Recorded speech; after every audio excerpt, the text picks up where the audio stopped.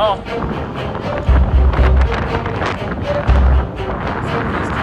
we got enemies all over the place. Yeah. Just trying to consolidate a bit to the south. Oh yeah, right above us, isn't it?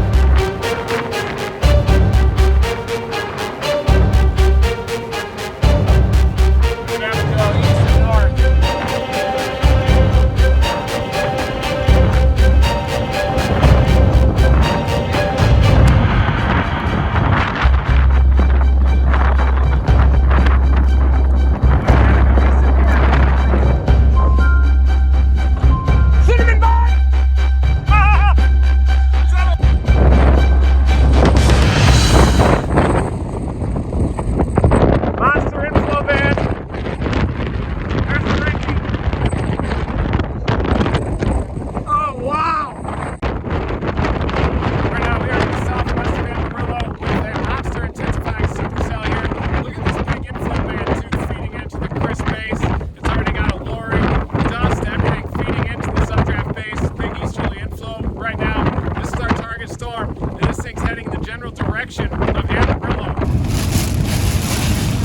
In front of us. It's like right here. Yeah.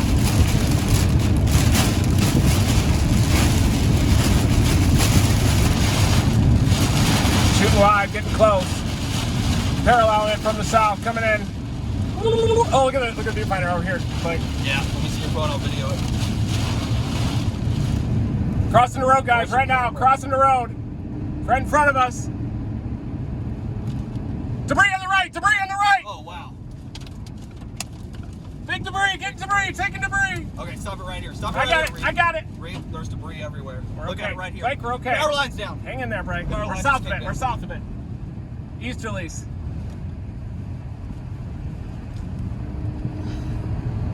Look east, look east. Hang out your window. Hang out your window. Hang out your window. It's east. Debris, trees going out. I see it. I see it. I'm trying to. I can't.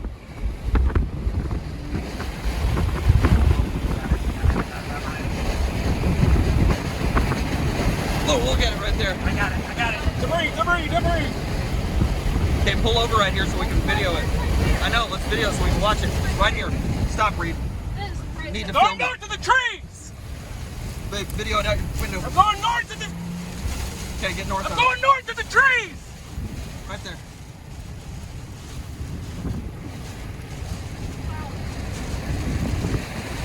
Behind us just a bit. It's wobbling. It's a wobbler.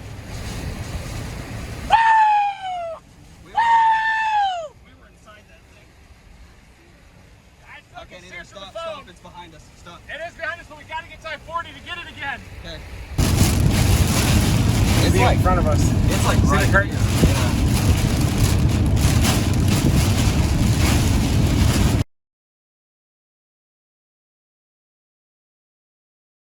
Look at the viewfinder over here. Like, yeah, let me see your phone, I'll video it. Crossing the road, guys, right now. Crossing the road. Right in front of us. Debris on the right, debris on the right. Oh, wow. Big debris, get debris, taking debris. Okay, stop it right here. Stop it I got it, I got it. There's debris everywhere. Look at it right here. Blake, we're okay. Power line's down. Hang in there, Blake. We're south of it, we're south of it. Easterlies. Big, yeah, that's a wedge. Oh yeah, look at it. That's definitely a tornado. All right, which way is it moving? This way, right at us. Two? Is that possible? Yeah. I got a good angle of it. Here. There you go. Thanks. Wow, yeah, that thing still is still. Oh, yeah? That's not that far either. No. It looks pretty good. That's nice. Man, I need to get a picture with my camera on that. You can see the whole mezzo and everything. Have it? Yeah. Take it out. Right here. It's going to be on focus.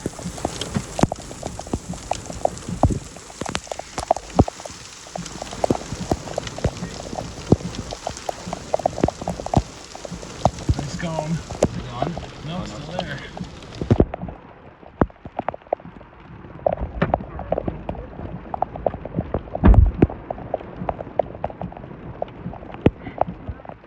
Yeah, kind of wispy. Look at the whole occlusion above it. The whole occlusion.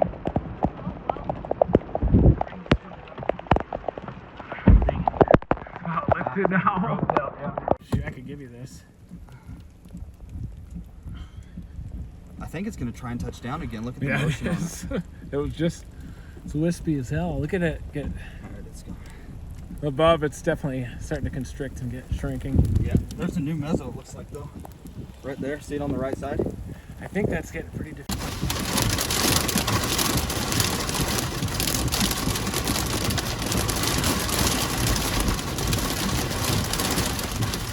Wow, look at that. Holy cow.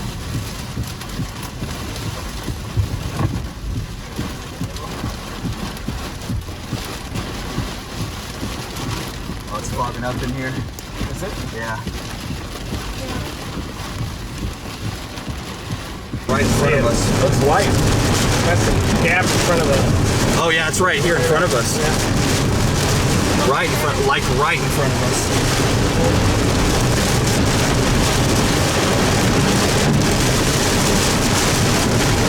Yeah, look at the motion above us. It's like right there.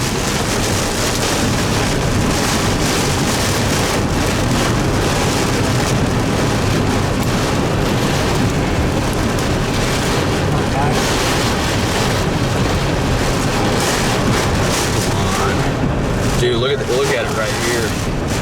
This wind is gnarly.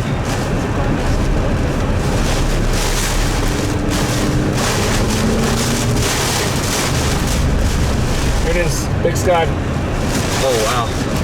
Oh wait, Northerlies, we got just northerlies passed. that just passed. Yep. There it is. It's like right in front of us.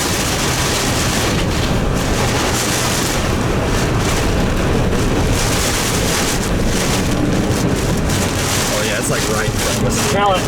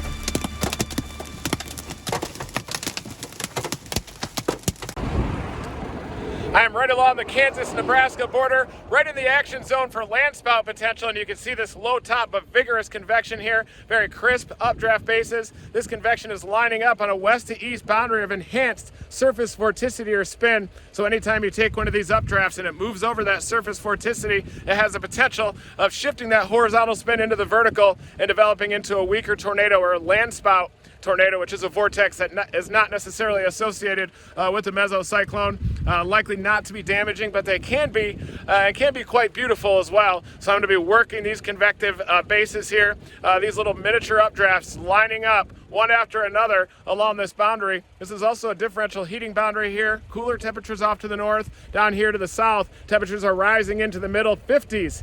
So very well mixed to the south, and you can even see how these updraft bases are a little bit higher above the ground further south, and then they're training into this boundary. And then once they hit that boundary and hit that surface vorticity, they flip it into the vertical, and that's when you can get the development of those landspout tornadoes. And that's why the Storm Prediction Center has a 2% risk for those vortices out here near the Nebraska-Kansas border, maybe a little bit north into Nebraska toward the McCook area. But I'm going to be watching these bases very closely for landspout tornado potential.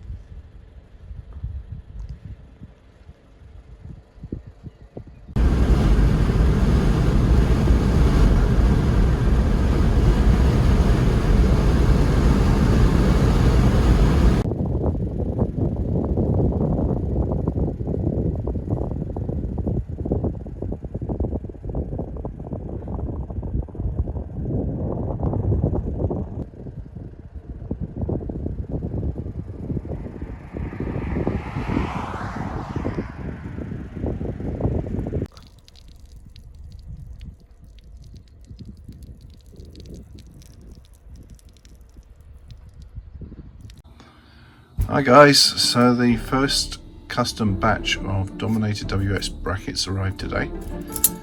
See, these come out pretty well. So this is a 316 stainless, so it should be fairly resistant to rusting. It's also got a D1 finish on, which is the matte kind of finish you see there. And so basically this is the 3 mounting holes. We've got a hole here for the wire to go through, and then this goes on the plate on the weather station. You can see here, this is kind of how it's put together. Big hole here so that water doesn't accumulate on the plate. And here's what's under the hood. So underneath the solar radiation shield, we have a sintered metal sensor housing. The idea of this is it allows wind and air to flow through, but it still offers some protection to the sensor, because it's obviously stainless steel. So this is made up of tiny little pieces of metal that are moulded. It also allows some water in too, but because the sensor itself is IP67 rated, basically the water doesn't damage the sensor inside.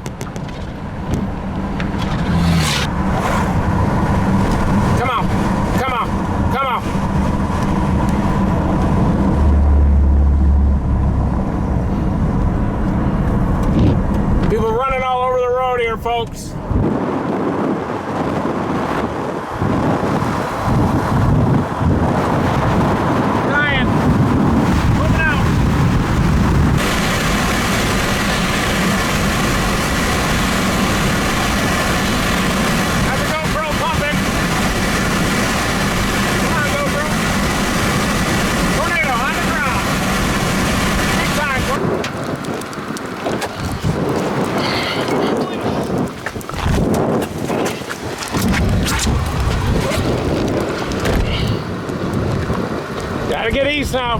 Let's go east. How's that east option? Down to Crowell.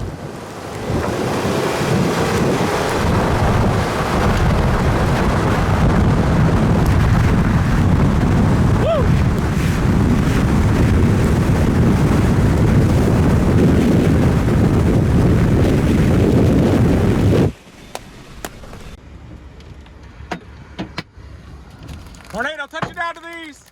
Tornado, touch it down to the east. All over it here, all over it. Big baseball size hail coming down. Big hit baseball hail, tornado. There it is. Big elephant trunk.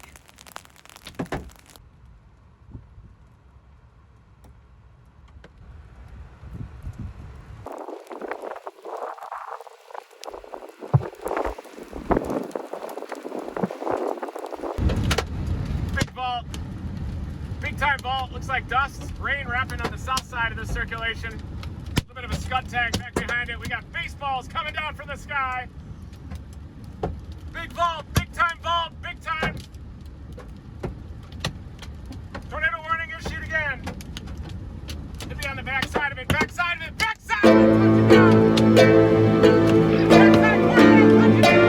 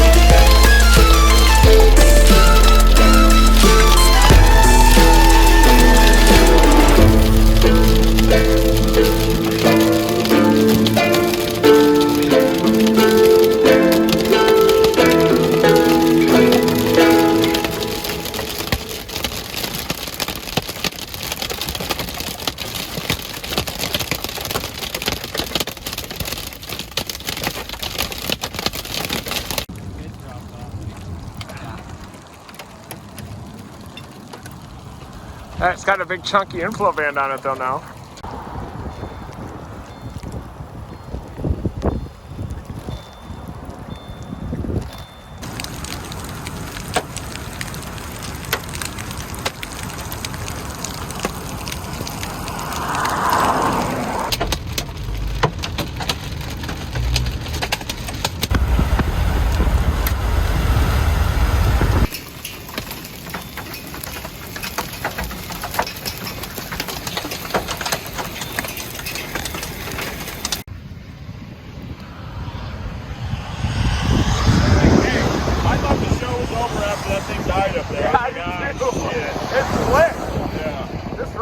Took off. These are pretty big. I haven't looked either. It looked really good structure-wise. This was like a little donut.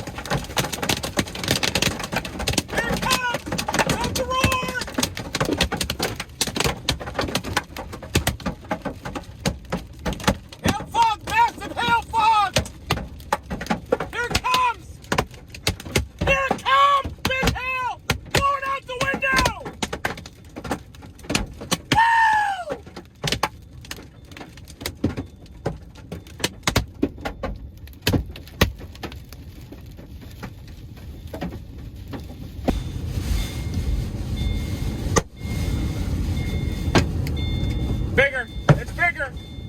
It's even bigger.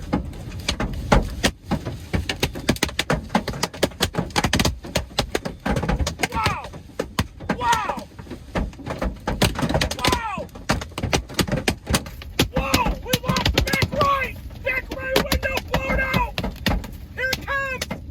Here it comes. 12115.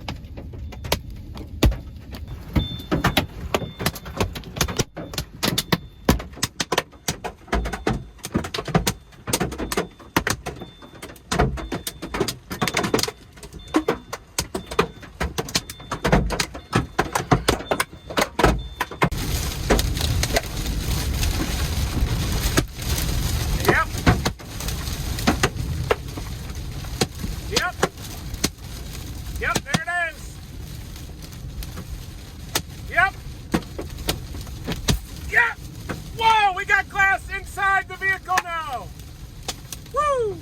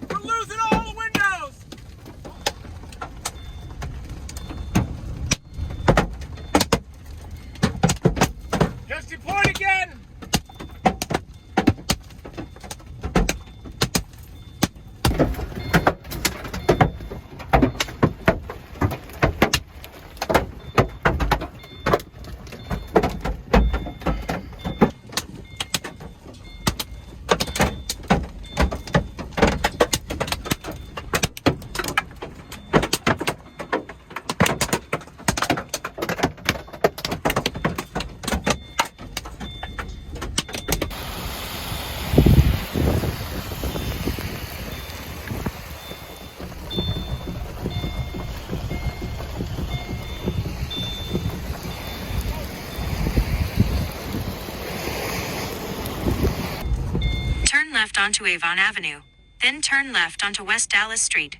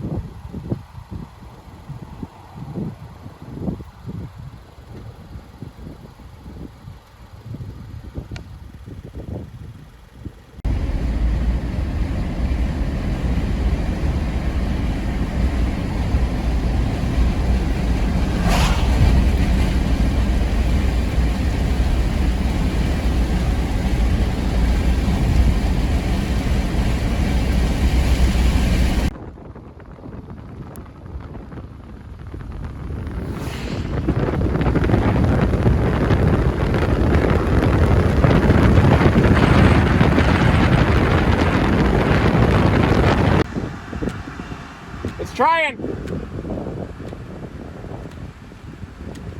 Funnel cloud, pretty wispy, but it's there. Look at that thing. Funnel cloud.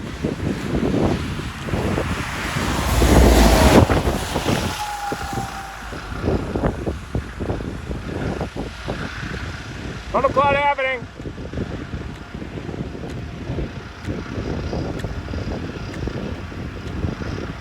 Look at that thing spin!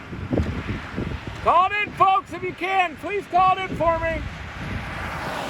We got a funnel cloud well defined. We're open out.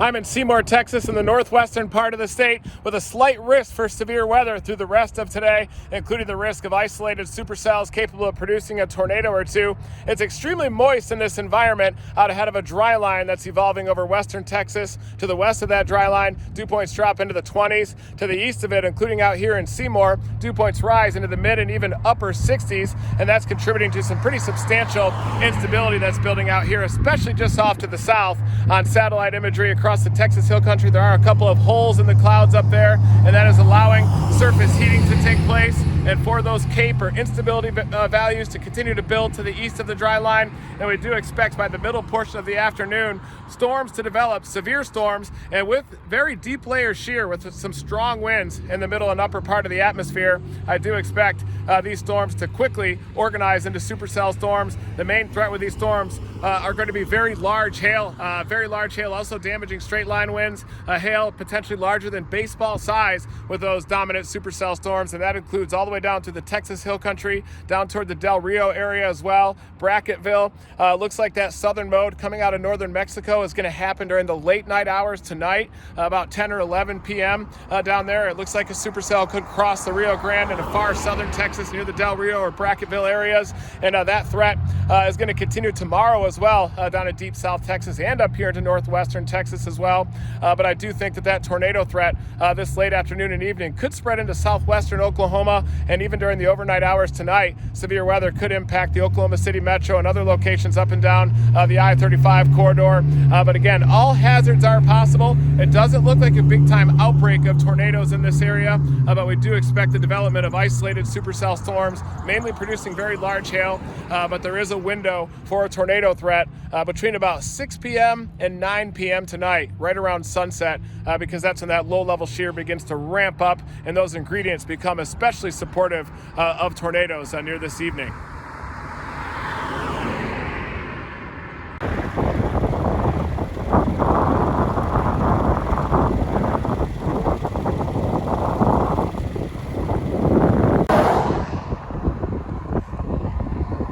Starting to sculpt on that left side.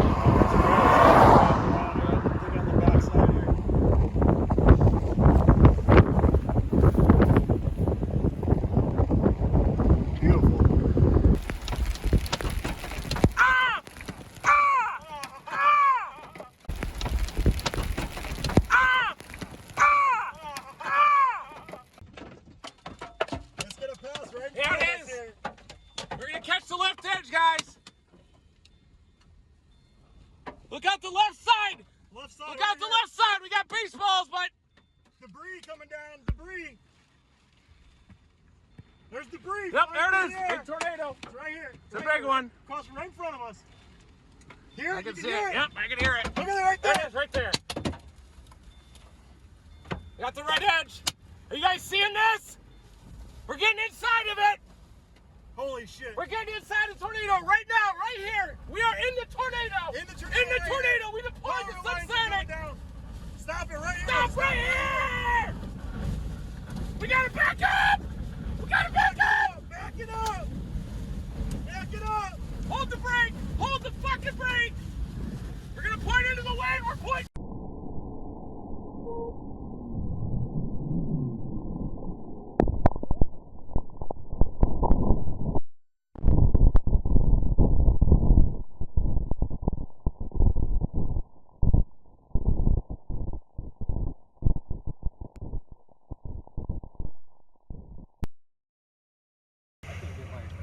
Fahad almost slid into the highway and slid across the highway.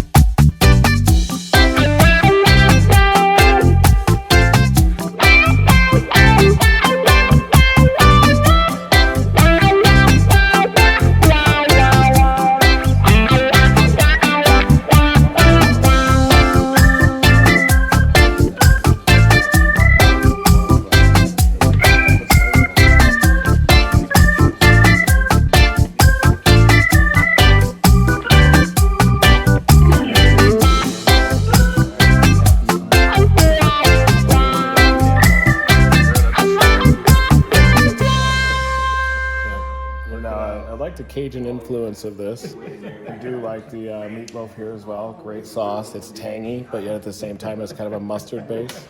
The boudin balls have incredible Cajun seasoning on the inside. Just love these.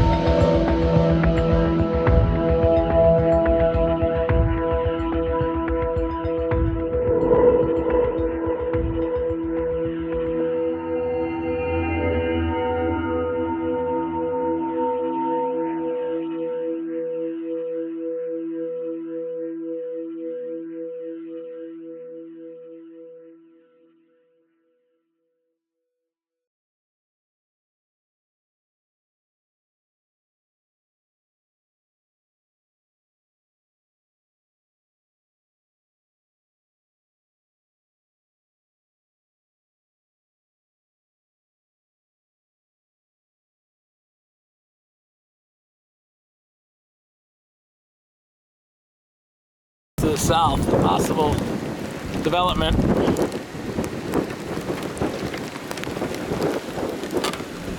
Possible developing tornado just to our south. Look at that. Can you see it in there? I think that's a tornado, folks. See the rotating rain curtains in there?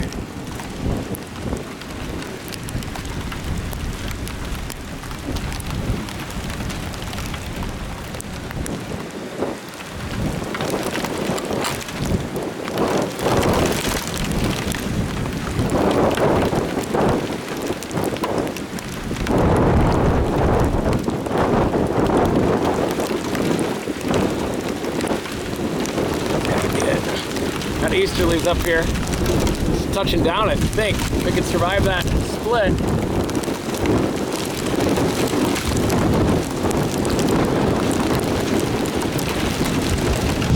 Ooh, there's a feature to the north. Right above me. Yep. That's the circulation. Look at that. Westerlies. Oh, debris. Debris. The hell was that? Got easterlies now. That's the tornado. Big easterlies, look at that! Debris! We're in a little tornado here, a little whirl. Holy cow! I see it right above me, I think.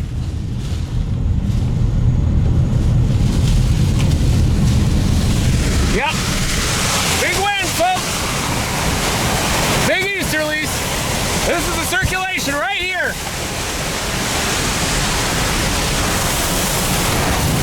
Debris out to the west. Leaves, trees. Oh, bigger debris. Bigger debris. It's happening. I can see the funnel above me. Easterlies. It's happening.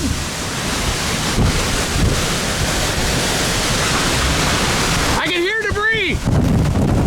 Woo! I can see it, I think. Now it's quiet. Oh, I can see the wind. Oh, it is here. It's here. Wow. I'm pretty sure this is a tornado. It is a tornado. Back up. It's a tornado right in front of us. Right west. Wrapping rain curtains. Big wrapping curtains.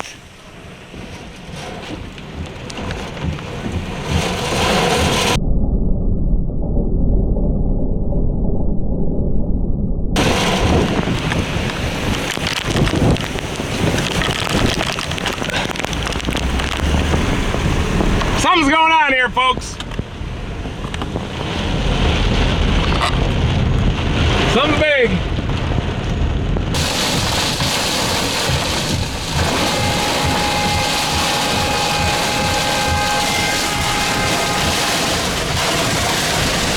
What are they doing? Honking at me? You need to go around?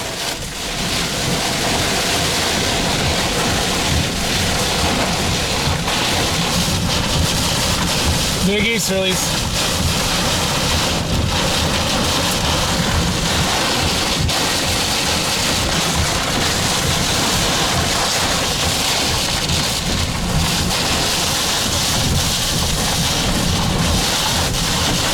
Yep, there it is. Good southerlies coming.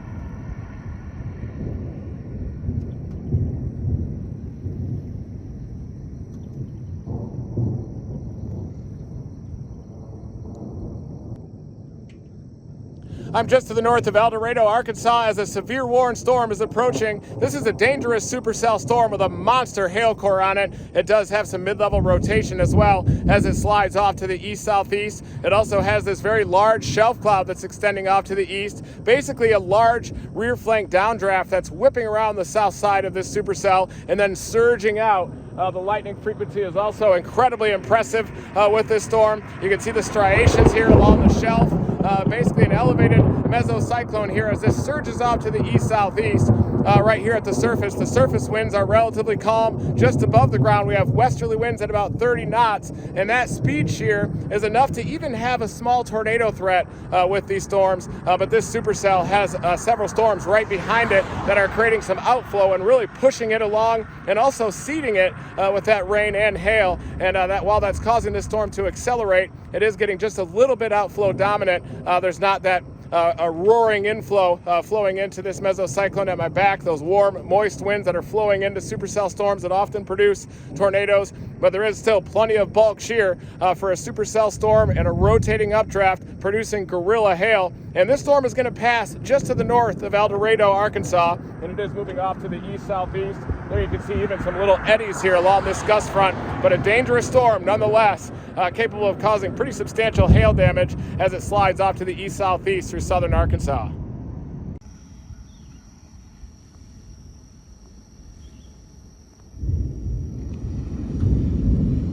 Right to left, rapidly rising motion. This thing is trying to produce, folks.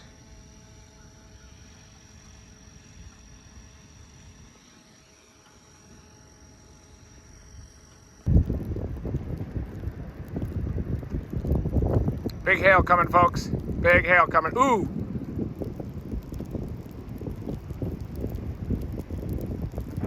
Little wall cloud on this thing. Let's go into it.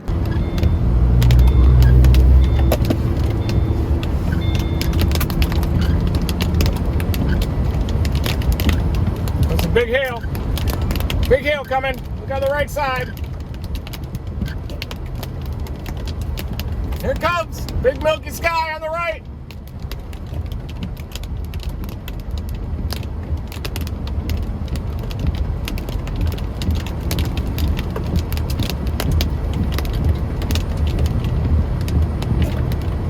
Big milky sky, folks. Here it comes. Ooh. Gonna be a big hailer.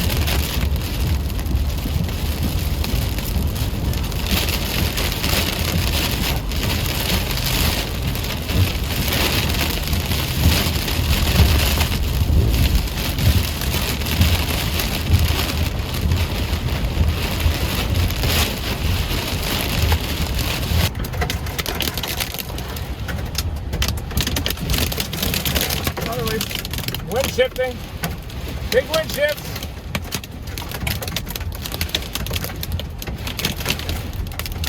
Whoa, hold over.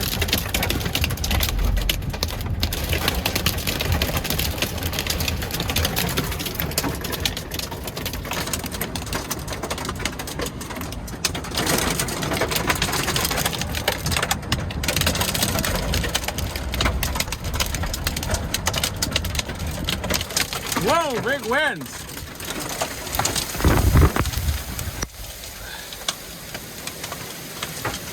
Big winds, big hail coming. Smell the pine out here.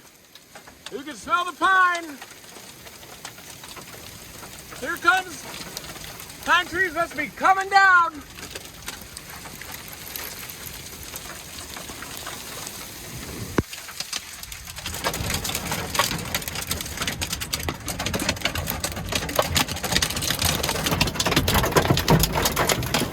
Big hail coming. Big hail, folks. Here it comes. Big hail coming.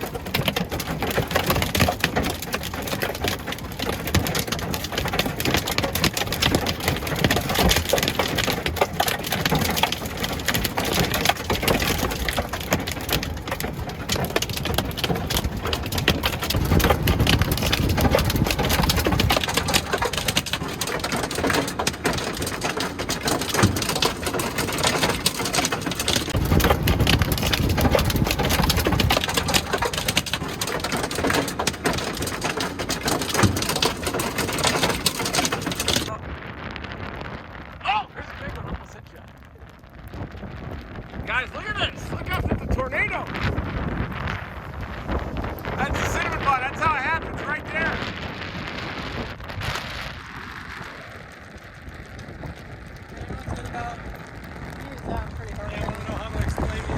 Yeah. That's it. Trying to happen right there. Here it comes. Stretch it out. Look at it. Ground circulation. It's on the ground. Big time. Hey guys, hold on. Stay away from.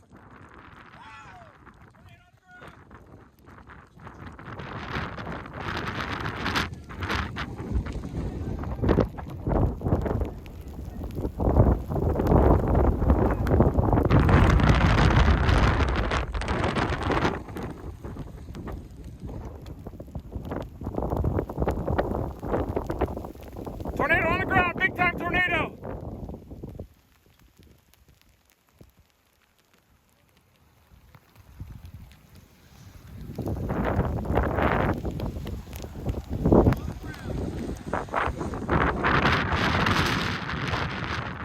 Look at it!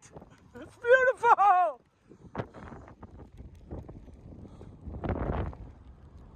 It's a little button! A little button up there!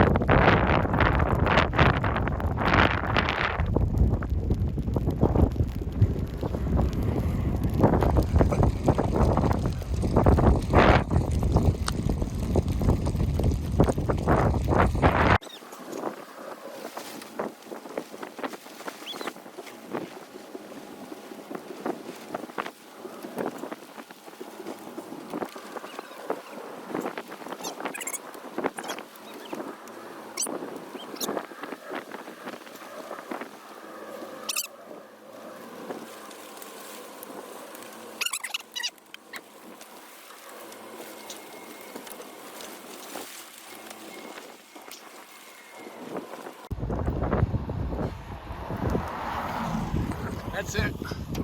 It's right here. Ground circulation. That's it. Yeah, right here. Look.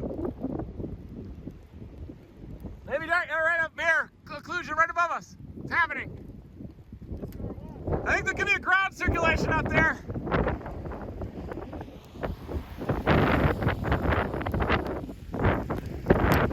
Got an east option just up the road.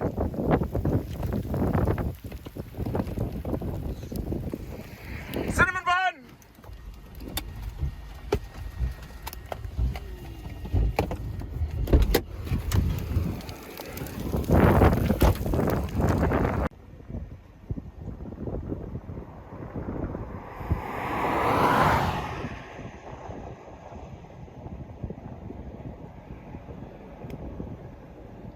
Look at that structure. Just wanted to get back away from it. Yeah, and I was thinking about dropping south.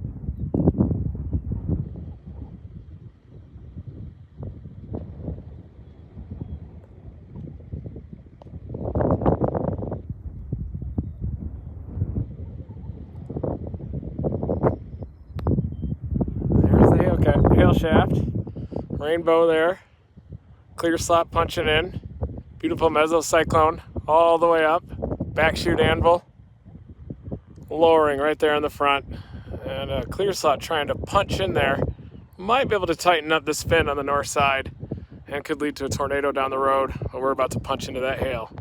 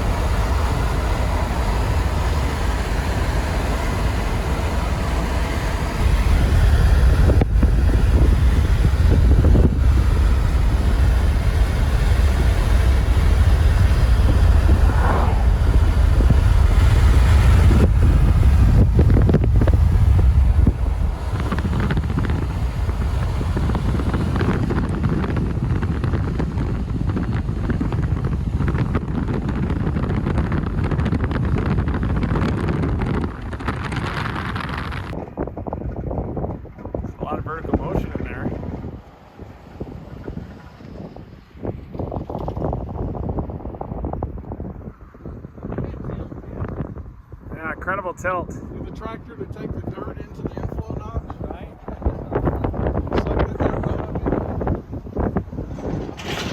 Look at that on the back side, guys. A little motion in that scud way on the back side. Fantastic.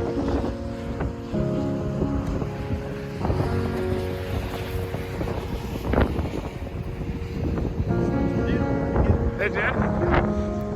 Fine, just keep going after it, right?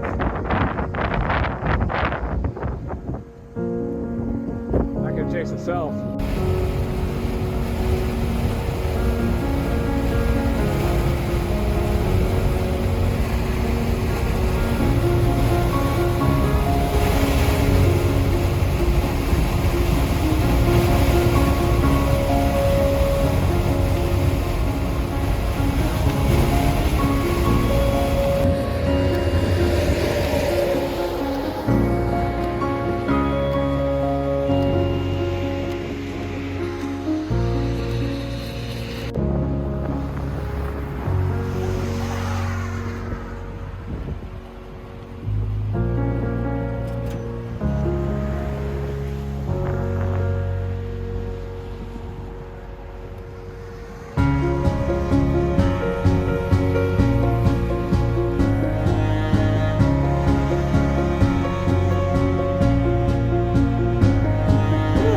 Look at those purples.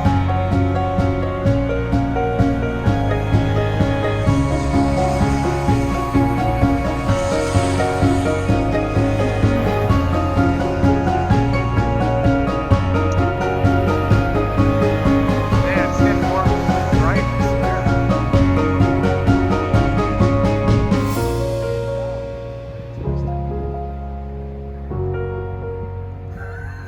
Some structure.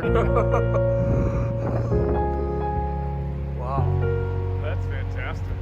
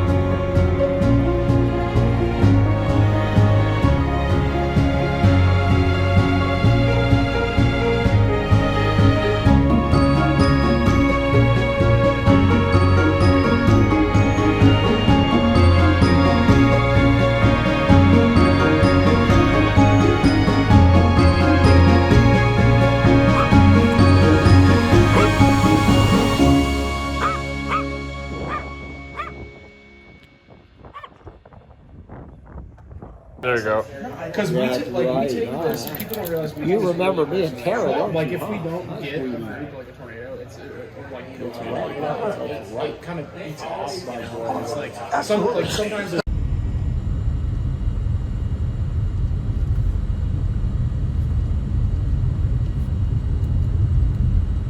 it's around. One, two. Well done. Thank you, my friend.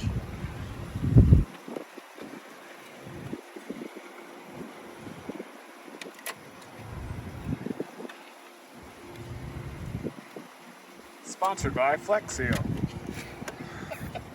You're so getting a bill for this.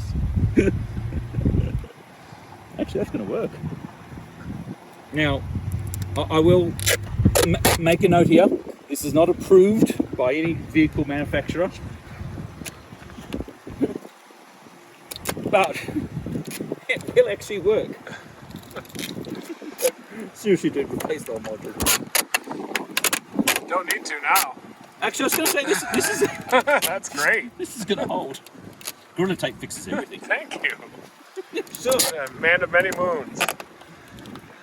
It's like, when someone says, who did this? Just blame the Australian. It works on most occasions.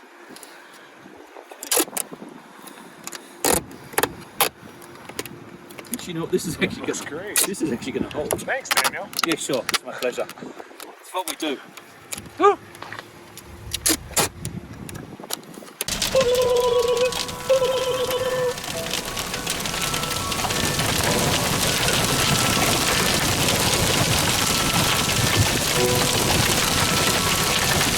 Oh wow, what a circulation.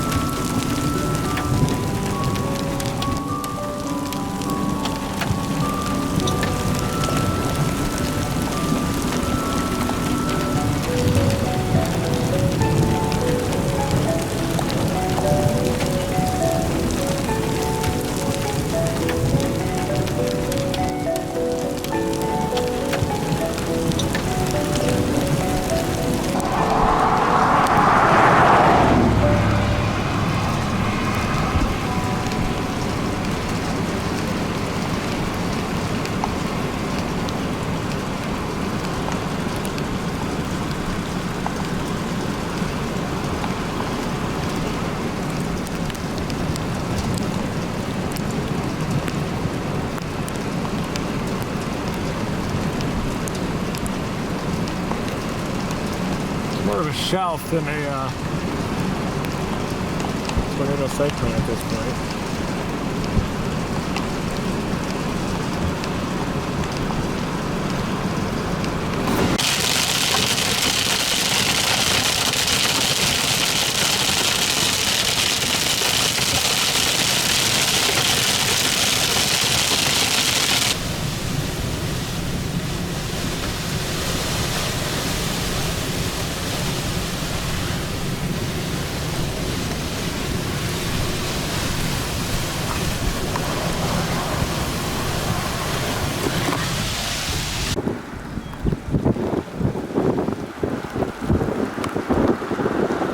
might be on the ground even.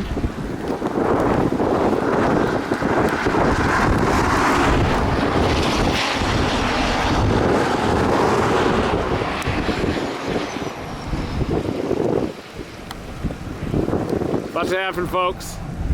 Major circulation.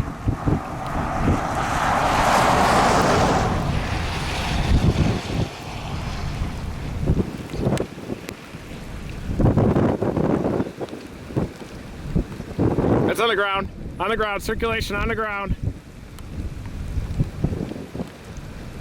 That's a tornado right there. Might even get the bird in the air.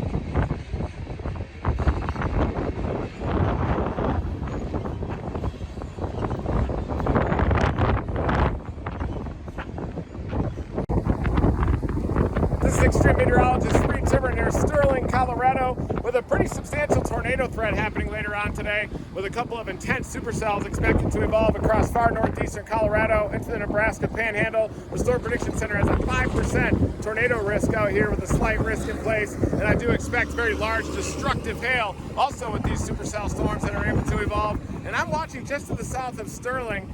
There appears to be an area of towering cumulus that is starting to organize just a little bit. Right now, the winds are out of the southeast here in Sterling.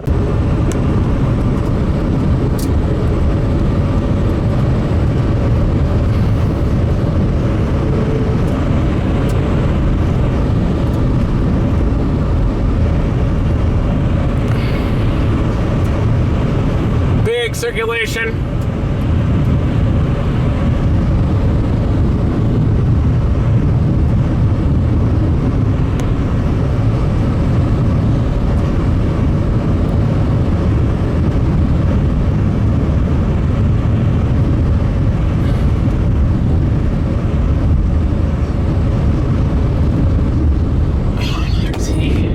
Tornado up there. Dirt underneath that wall cloud. We believe we got ourselves a tornado.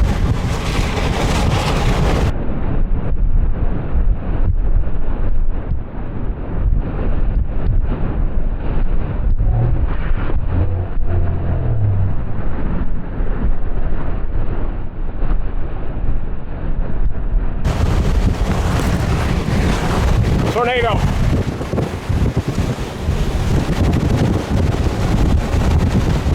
Yep, that's a tornado, folks.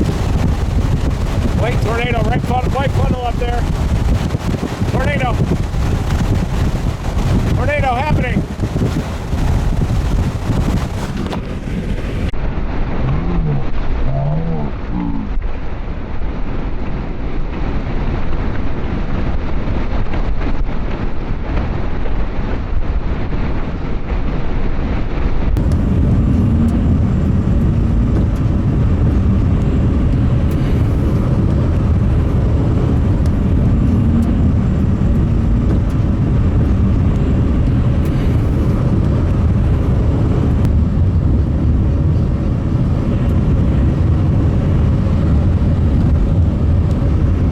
Big time circulation. All we need is for this road to keep going now.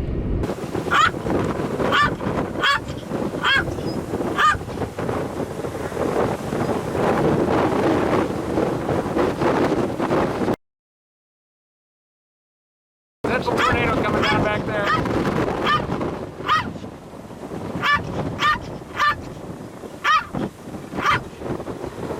Oh, I'm not ready to be down. I don't think so.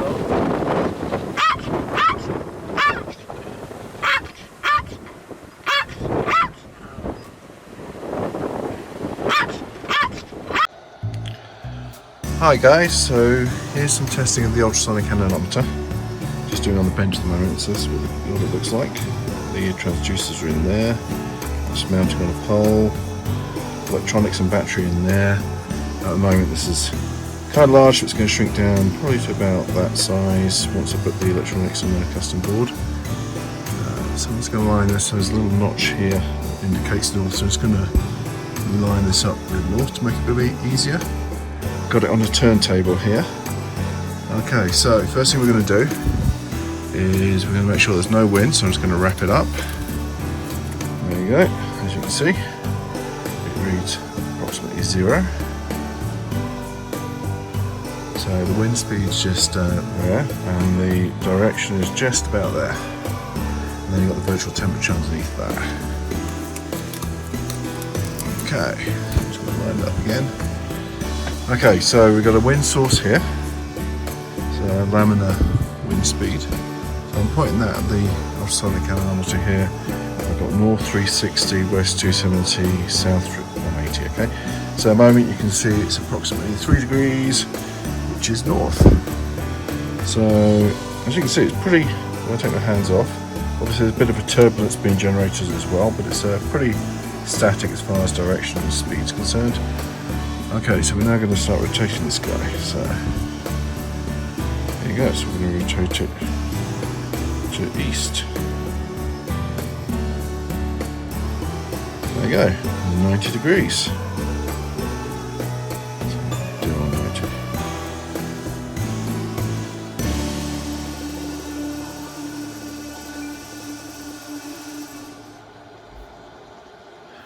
Okay, so we've got 180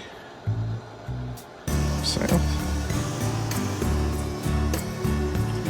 270 for west, and back to 0, 360 for north. Okay, so you can see as we take the wind away, wind will drop, wind comes back.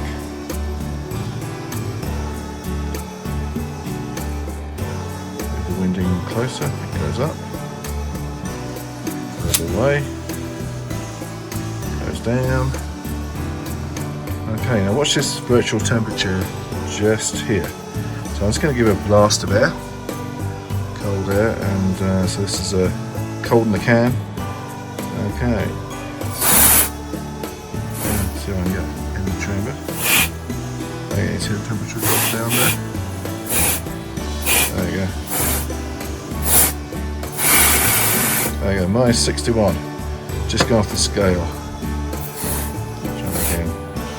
And obviously the frost that's in there now will keep the air in there slightly cooled down.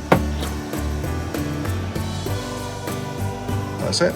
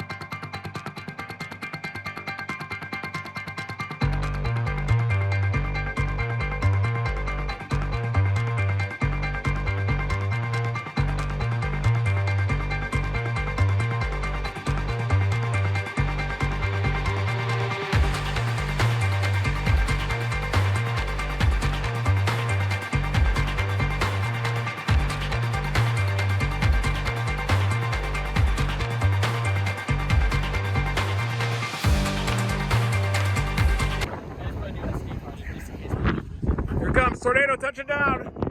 There's a tornado. Look at the vortex. Okay, you gotta go. Yep, we're going. Time to launch. Oh, it's on the ground. A little dirt. Look at the white thing in the front.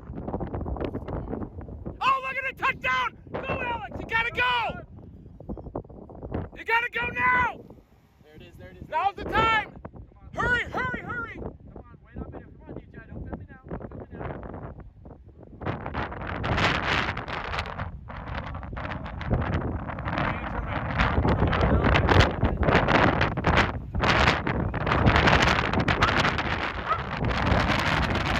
Okay, go, go, go.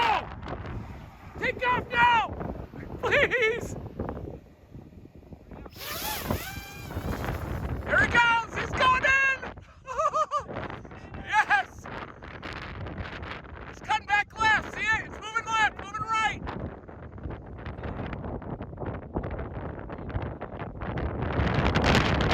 That's all right. It's touching down. Big circulation. It's planting into the middle. It's going to be a big one. You can see it. He's got the best view. What does it look like? It's far away. It's still far away. Oh, it's awesome. It's rain wrapped. It's rain wrapped. There's a little bit of debris on the ground. It's going to plant. It should plant.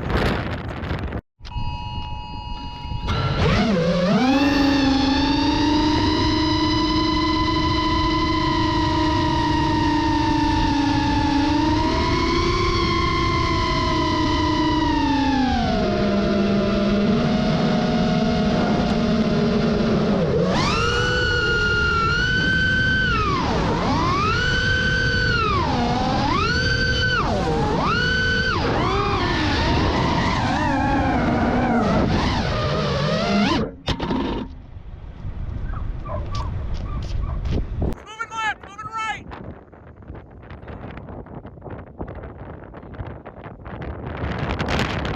That's all right.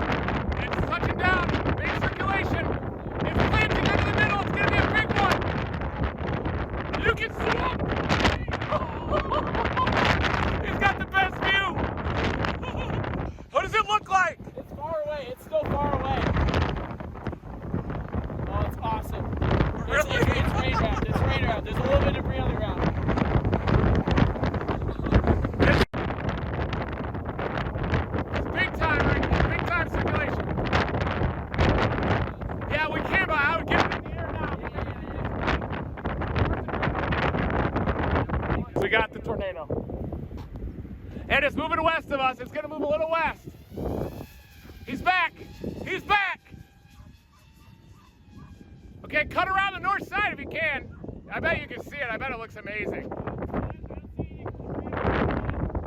It's okay. Yeah, pull back if you have to. The tornado's going crazy.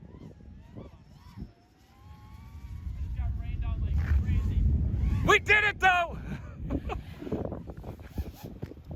Yeah, wipe it off if you can. It is wrapped. I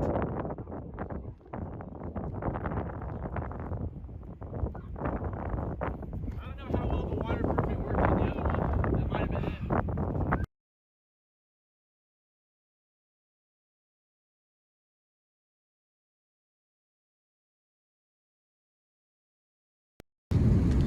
Come on, baby, do it again. Give us another shot. Now we're getting southeasterlies. Look at it. Look at the rising motion there. Yeah, there it is. The rain curtains are going left to right. Yeah, it's probably going to be a big tornado in there. A big cone, maybe. Still got one drone. We still got another chance. See it? It's coming down. Oh, it's lowering a little bit, Reed. Yeah, it is. Here it comes. That's going to be a big one. Perfect occlusion, see? Lowering.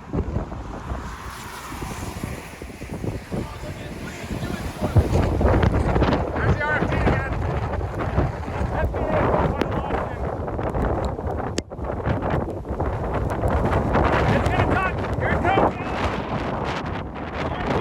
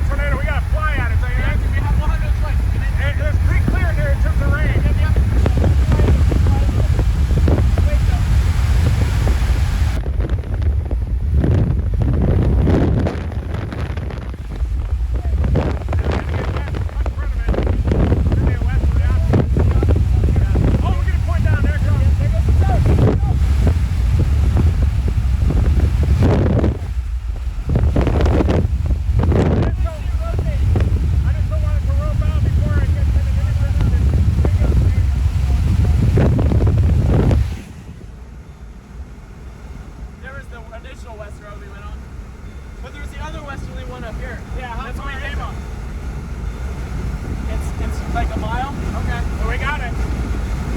So we go west and then we're that'll gonna also intercept cut it. north. Yeah, we'll get inside it. I mean, if we get close up to it, I'll take the GoPro off and I'll fly it one way. Let's do it. 1 mile to the road.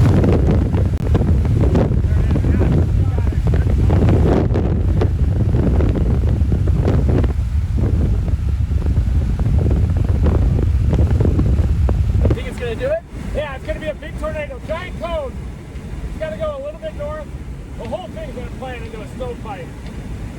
Oh, it's still getting lower. You can just see it inching to the ground. That would take off here? Or? I don't want to go into the rain.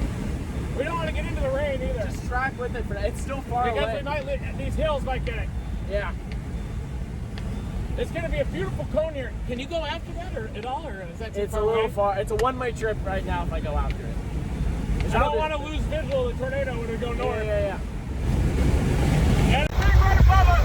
Right above us! Look at that! Okay, we gotta drop the stuff down right now. Drop it. Back in the air though. You want this thing? What do you think? It's gonna happen. It doesn't have that much flight time, remember? It's so limited on flight time. It's trying. But look at it on the right side there. Yeah, and it's gonna propagate over those hills, so you might have to like fly toward it when it does produce. Are there any options I guess this way? No. There's nothing? Look at this storm. It's the most beautiful storm I've ever seen. Yeah, rapidly rising ocean. It's a really large storm. Get on my shot truck.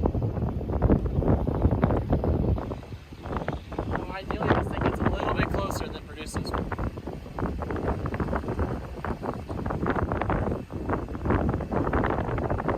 Should come right at us since we have northerlies here.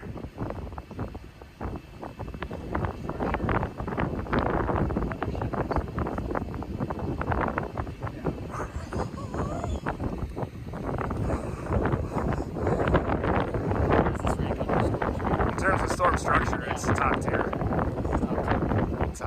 Top 3. I've never seen a tornado. Never seen it. Besides this little one. Yeah, you've already seen 3. It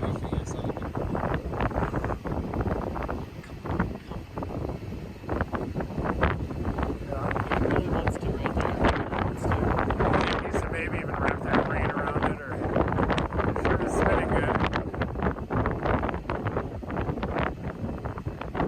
Watch this whole thing spin. You ready to launch? Woo! We're ready. We just need it to drop. We're going. We're in the air if it does. We're ready.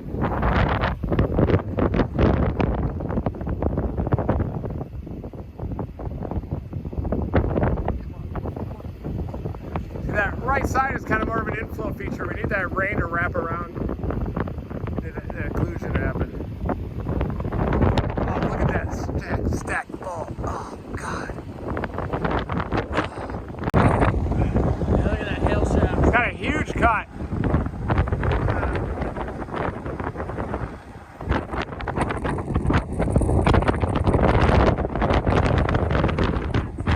They might be trying to produce on that right side. Trying.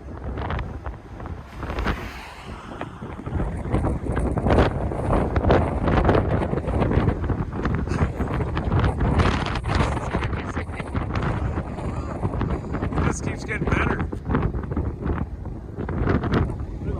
Thing spinning. The rain's cutting around the wall cloud, see? The occlusion process is imminent.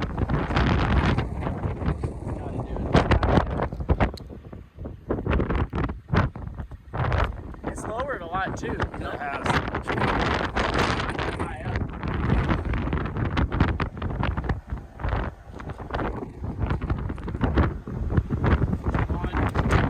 Look at the stacks on the side. Can you fly up into that vault even? Is that too high? Right now. Yeah. It's not worth risking it. Might be considering how amazing the structure is. But yeah, it could produce too. I'd rather We're wait. about to get gorilla hail too. Look at that. Yeah, it's not far away. Yeah. We're gonna get some of the biggest hail I've probably ever seen when we punch into that. I think that right side. Oh yeah. Look at the rain. Yeah, they're right. The rain's wrapped around. around, so it's trying to occlude. See how the occlusion's wrapping around? Yep. It'll enclose that wall cloud and then produce a tornado. That whole thing is such a beautiful storm. There could even be a tornado inside that rain, right in the middle of that. Right dead Yeah. center. If you fly directly into that, what would happen? Game Into the over. rain, I mean, I It looks like there could be a funnel right in the middle. a little bit, yeah, the sideways Yeah. almost. It doesn't look as fun as this does. Yeah. But I mean, look at the rain here. Now you can see it. It's already turning. Yeah. It's occluding.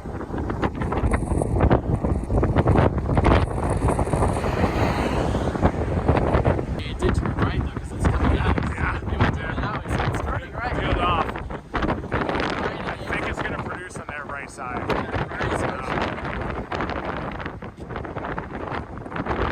Yeah, we're trying to blast this way. Oh, it's spinning really good. It's right there too. Yeah. They're getting out of the hail. But yeah, that lowering right in the middle of the occlusion, I think there could be a tornado inside of that. Here. Look at it right here. Yeah.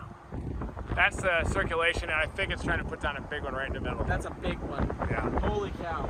Holy cow. Pull in a little right to left.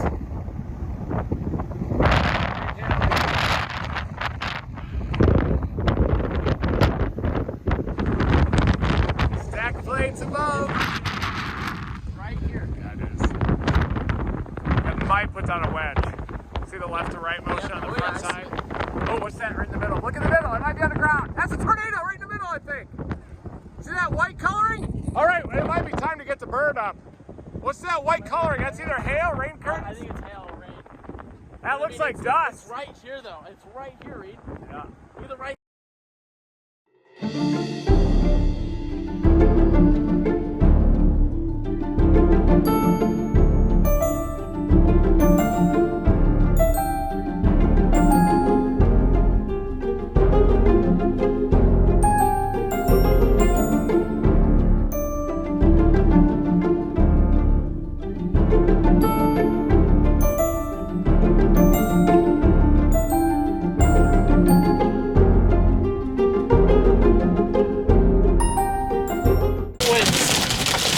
It's the cork. Yeah, we're getting big hail wrapped around. Should be able to gain visual on the left. Pretty soon, anytime. Come on, Tim, let's go.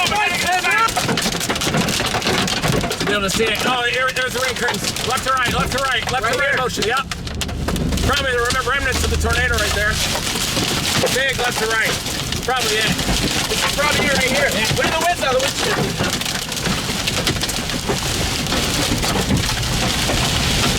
Now it calmed down.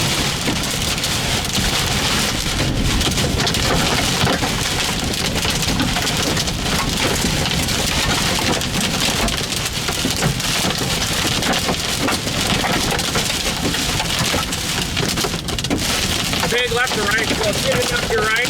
No, not yet. Should be south-southwest of us still. Still to the rain, left to right.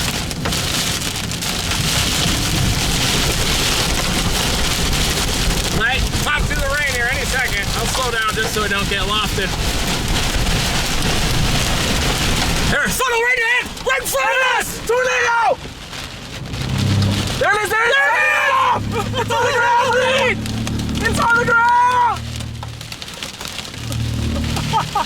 Rope it out, guys! Rope it out! Oh, it's big right above us! Right above us! No! Look at it right there! Okay, we gotta drop the subsonic right now! Drop the subsonic on the side of the road! Let's go! Moving forward, subsonic deployed, close range, note the time. Woo! Woo! We did it, Reed! We did it! It's right there. Yeah. The remnants of it are right there. Can you shoot out your side of this camera? There's it is! Here's the rotation! There's the rotation! It's right there! I see it! On the ground still going nuts? A little bit. There's a little bit of rotation. A little bit. It's on the ground, Reed! There's the debris! There it is! It's right there! Woo! There's a tornado! You can see it! Right there at the hill! Holy cow, multiple vortex! Multiple vortex!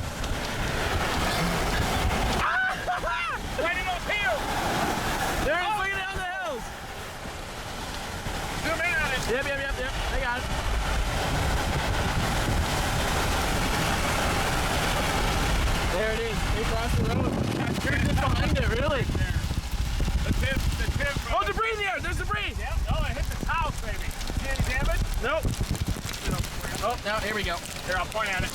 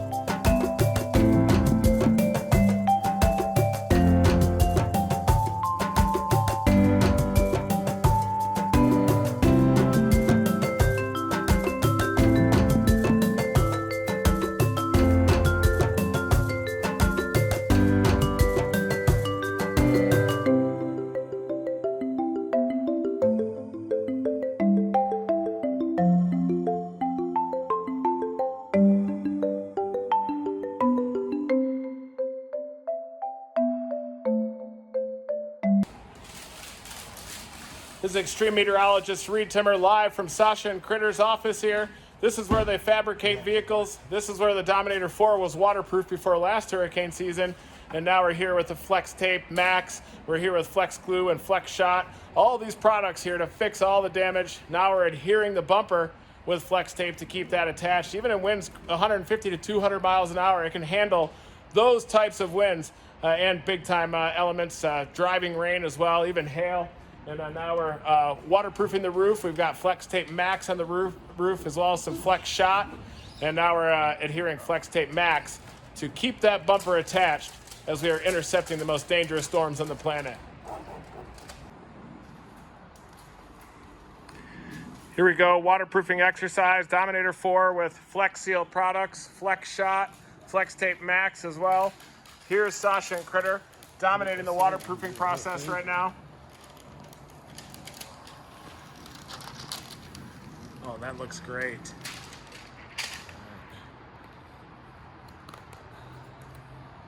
Some sticky stuff.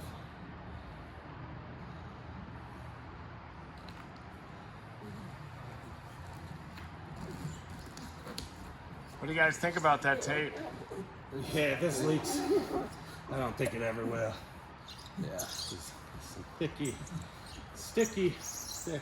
That hail's not going to stand a chance on impact on this stuff, is it? Nah, it'll bounce right off like a trampoline. Should be good on the roof. We'll go back over it, tidy it up. Yeah, hit the bumpers, some flex tape on that. Yep, we're going to flex tape the bumper as well.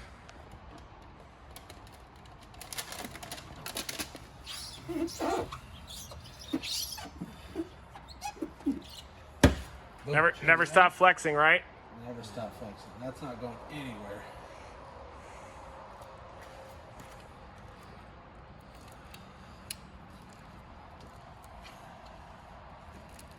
The stickiest stuff I've ever seen in my life. There's Gizmo. Here's the anemometer we're going to be mounting on the roof. Here's Sasha and Critter dominating right now. They work extremely fast. They work together very well. Good communication. Everything happens with incredible efficiency, especially when they have a product like Flex Tape Max. Just wow, look at that fit. Beautiful.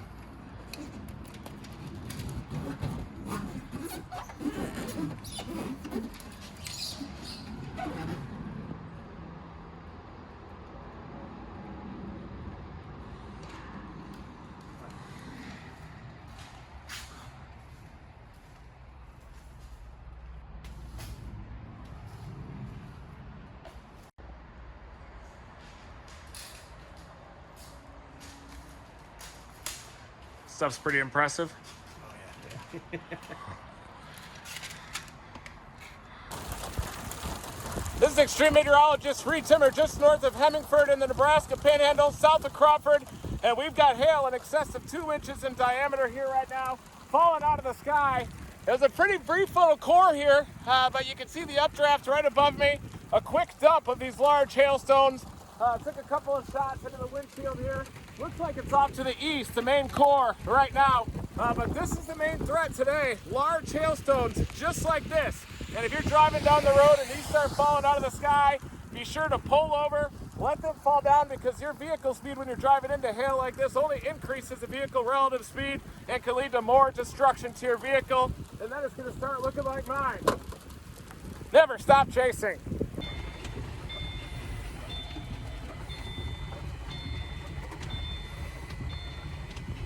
There it is. There, piece of hail.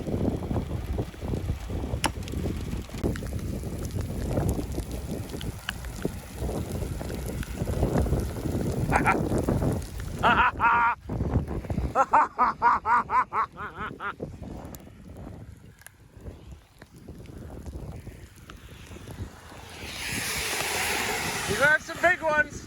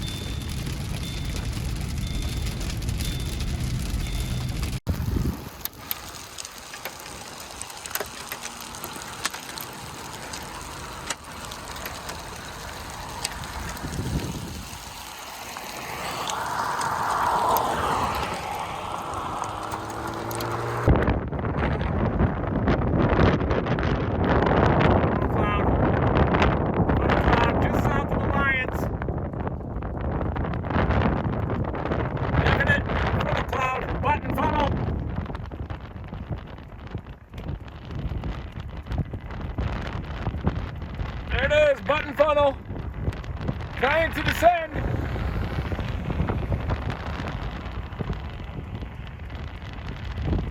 not. It's way elevated up, but it's going through the motions.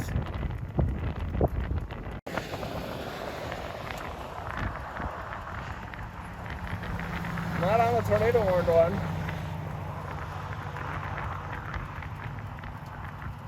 Wow.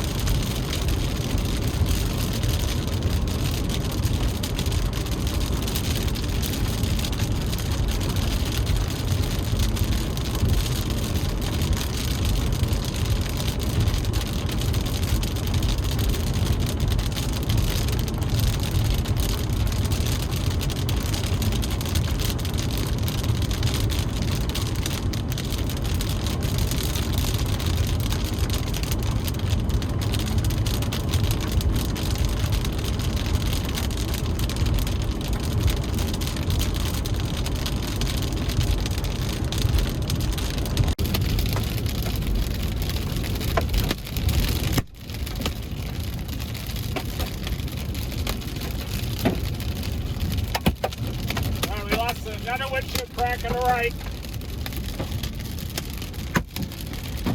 Oh, there it is. Big hit. Tennis balls up here, occasional baseballs now hitting.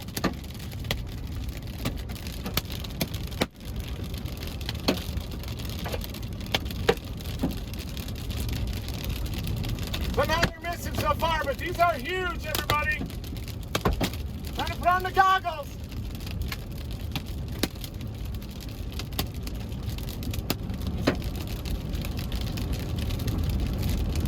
Hey, little one.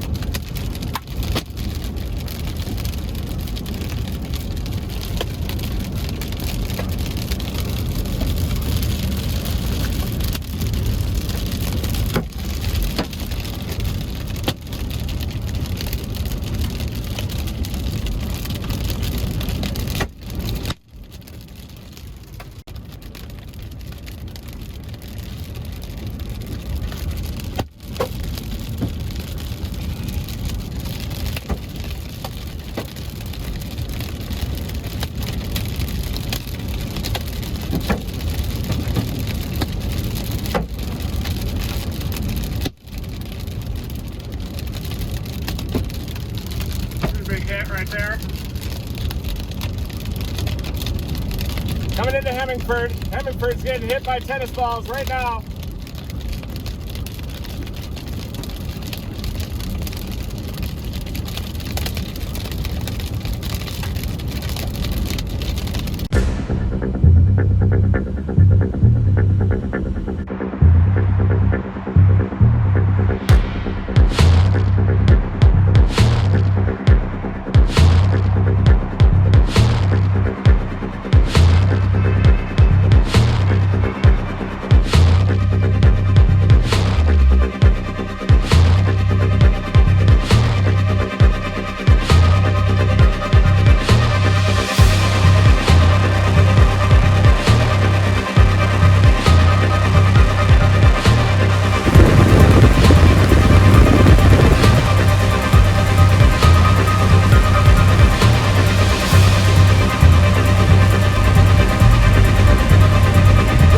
Meteorologist Reed Zimmer live from the heart of the smoke plume that has dominated the entire state of Colorado. I'm live from Golden, Colorado here, where we have milky skies up above, reduced visibility. Even visibility is being reduced below a half mile in spots right now, and very dangerous air to breathe in as well. People are definitely urged to stay indoors, avoid breathing in this air if at all possible. And if you spend a full day out in this air quality, it's equivalent to smoking at least 2 cigarettes, maybe more than that. So definitely big problems with the air quality out here. And this entire smoke plume is from the Dixie Fire out in California off to our west, a massive complex that destroyed the community of Greenville, California completely recently with a massive firestorm right along its leading edge. Dangerous times we're living in. Smoke plume intercepted.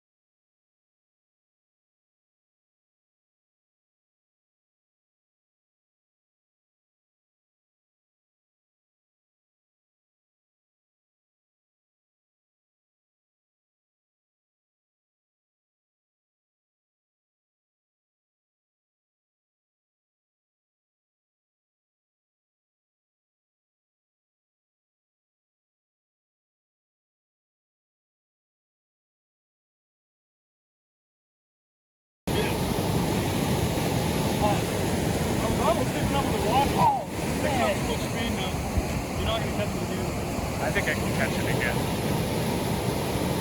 Look at that. That's awesome. Here comes the flash flood.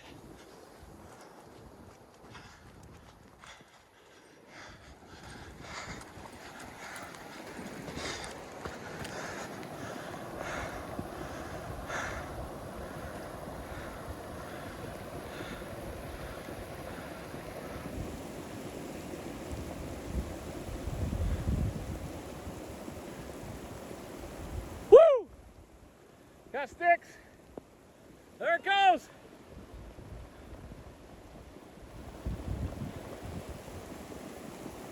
Sticks out there. What? Yeah. Yeah, it's getting deeper. Yeah, it's gonna be coming up for a while.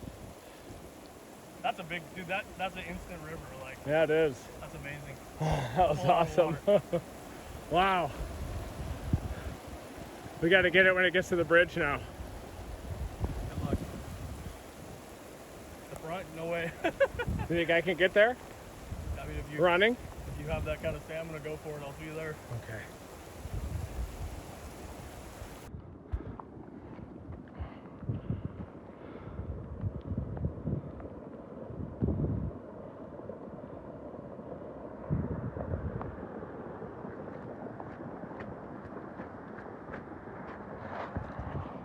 Here comes. Flash flood happening. Slight debris plug. There it is.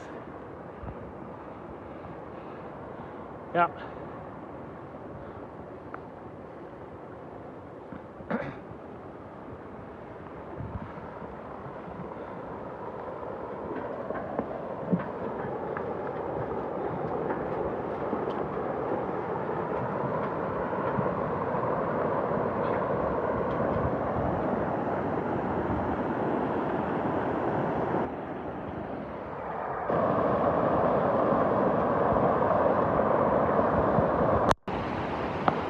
This is extreme meteorologist Reed Timmer documenting a flash flood on New River.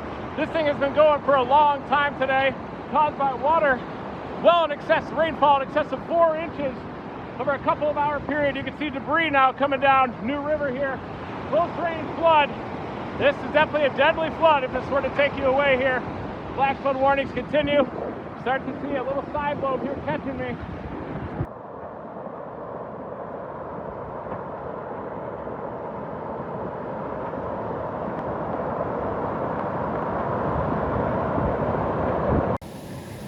I'm still coming up, man. Look at that. It's overspreading the plant. Something up in here. Like I said it was going to do that. Oh yeah.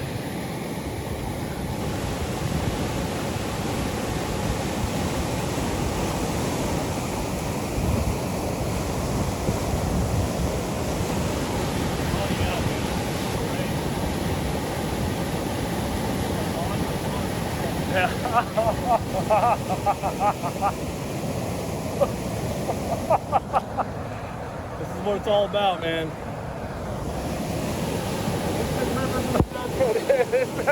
Crazy. Instant rivers. We were walking in this river just a few minutes ago. Long drive. Little dam there.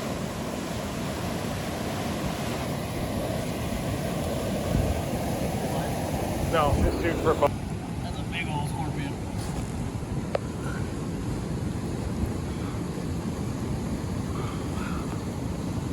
You see this a lot with the big floods. They get washed up. You probably traveled down that flood for a minute.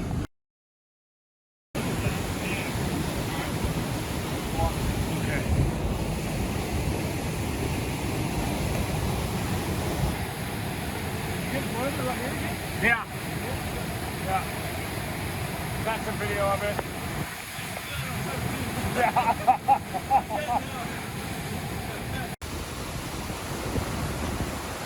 Just submerged. See, that's what'll happen to one of us if we fell in. Just be curling around in a circle around in there. Your eyes can be fill up sediment. That's the big thing. You can't see anything in there.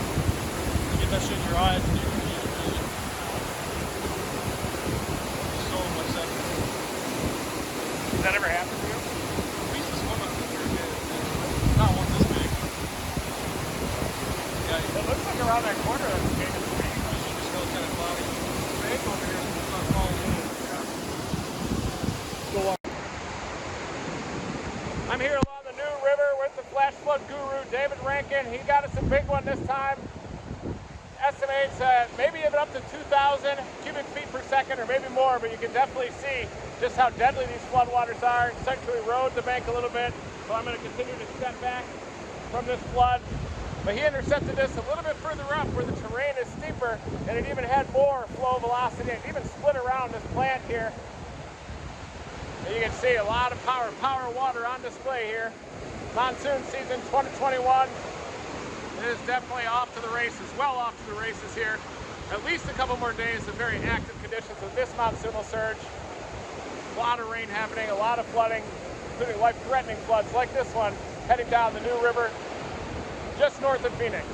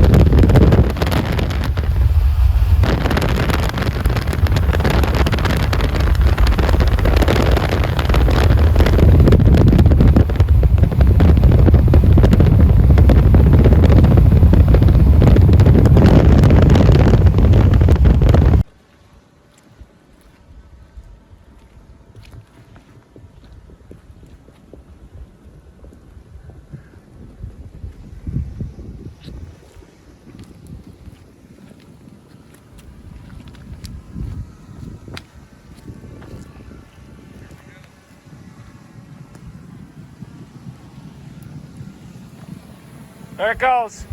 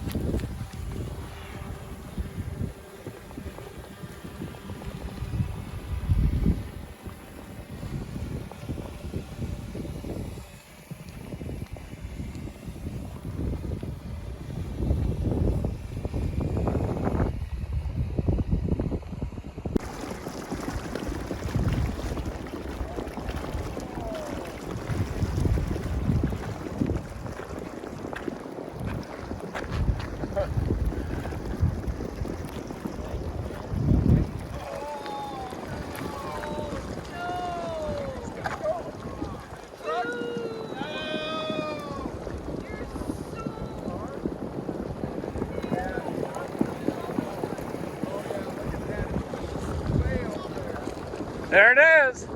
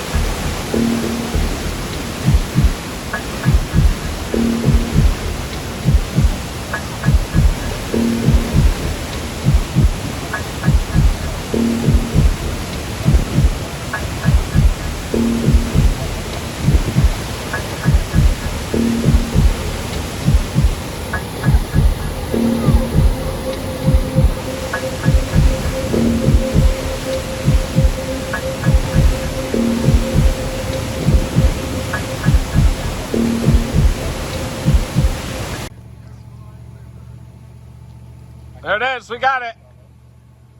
Debris plug coming. There it is.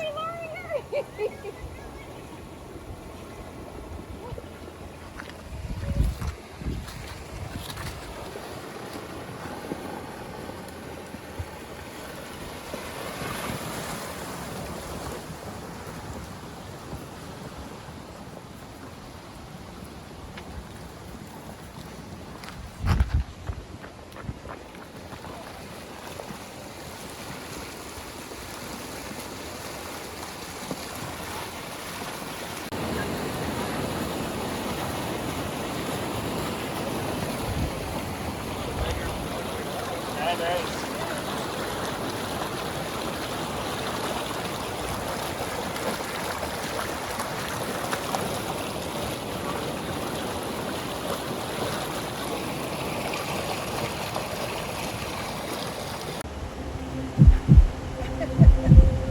Definitely over the bridge. Sure did. Did it just go over now, or? I don't know, yeah. It was already. We just got here. Yeah. Already been up there for a while. Yeah. Wow.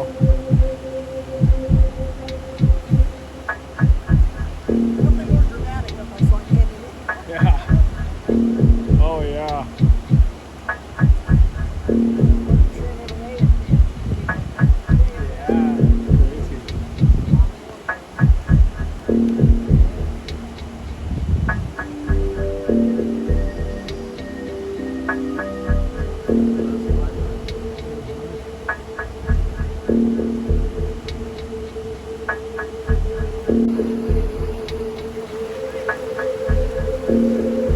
They don't want to cross now.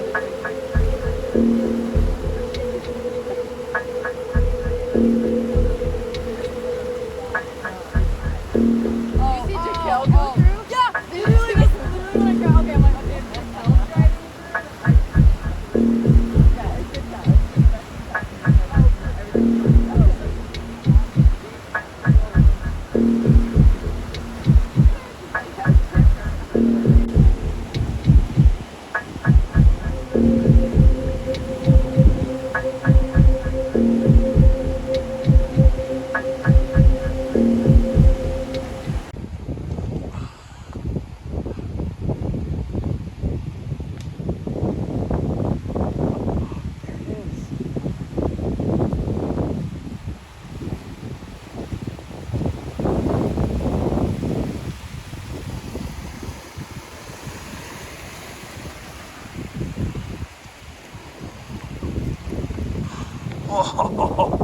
Like a laugh.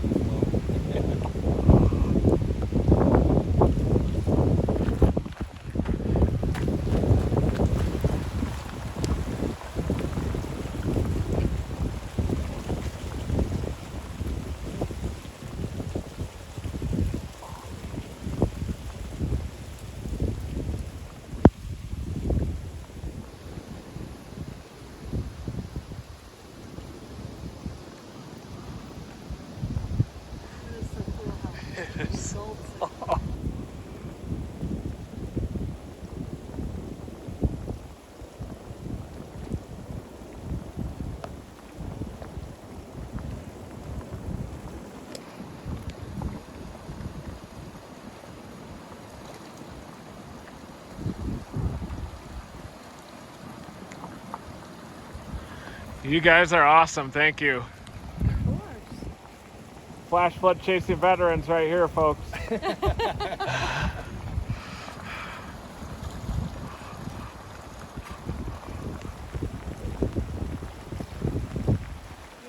lot of fun. And when it does flood big, it'll go.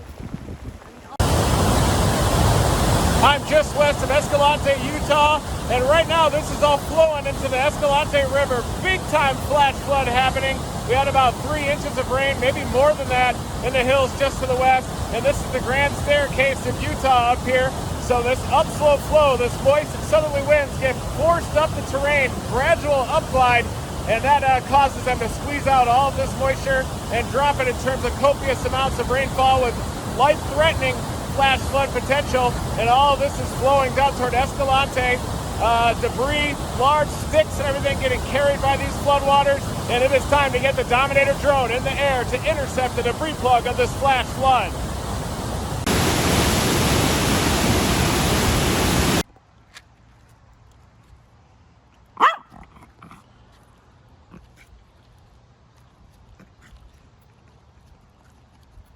What is that?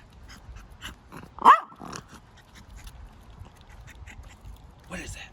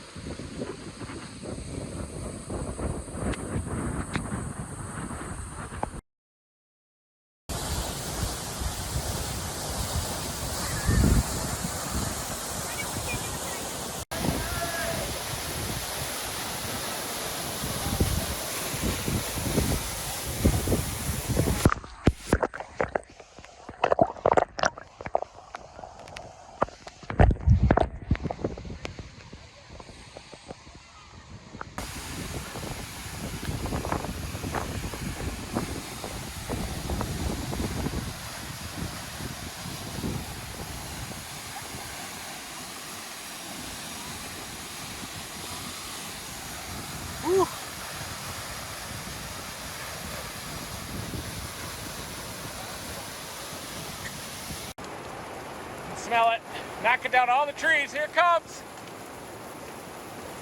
Woo! There it is, folks. Big plug on it. Oh my God! Oh, a huge log!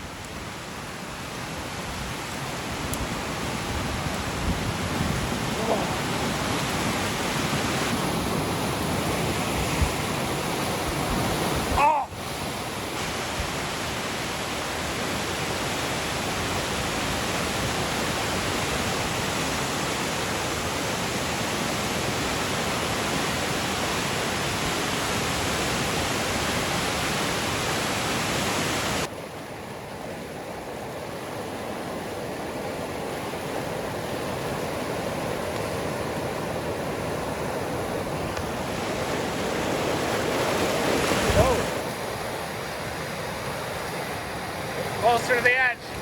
Time to get out. Time to retreat. Oh, huge tire! Huge tire just surfaced! Big tractor tire there in the flood. Oh! Big tire right there. Here it comes back around. Whoa!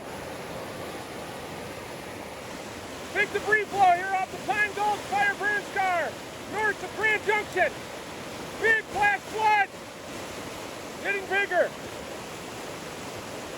Got held up a little bit upstream, but this is nasty.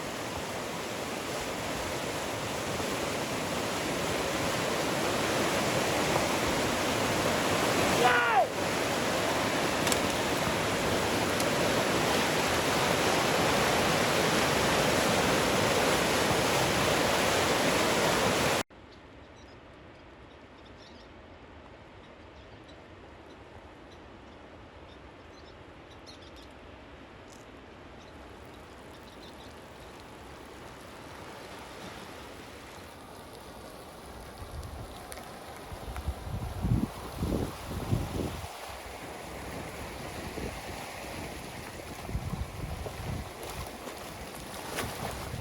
Oh, big log coming.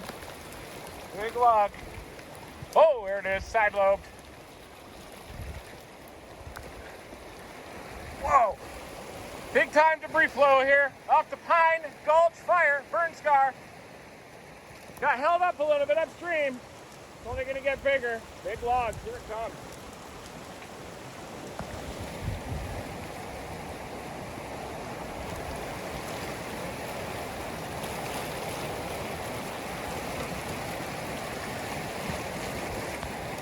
Whoa! It's big, big smell. There goes the tree. Backing up the water.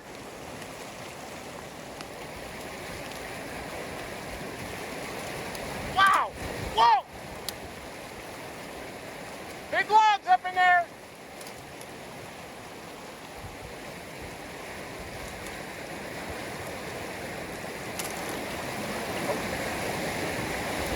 Piled up fast. Gotta get out of here soon.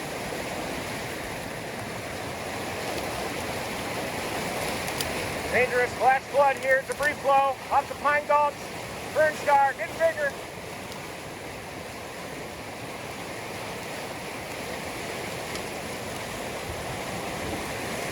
That's where I was standing.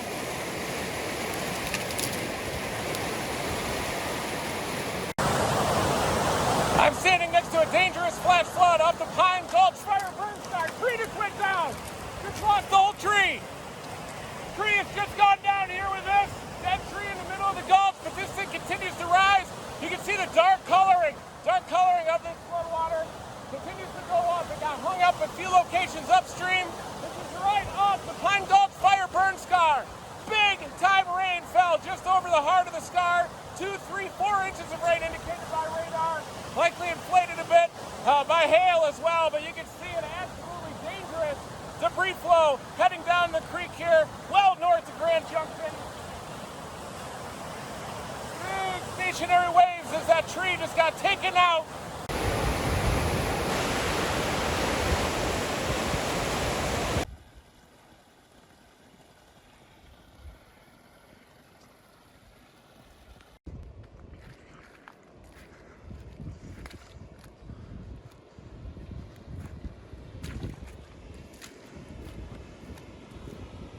Holy shit.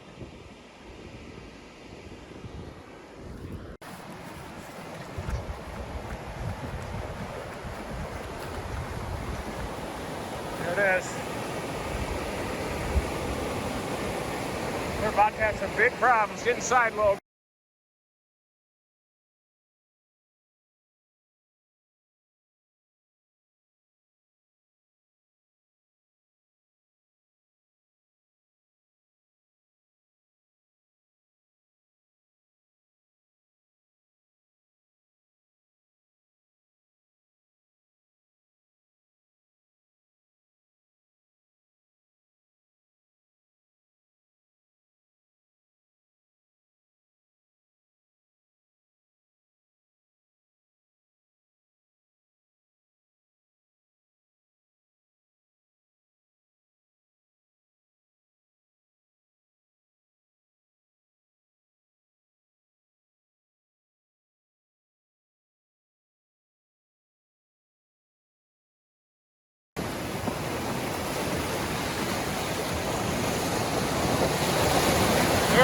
Glass flood.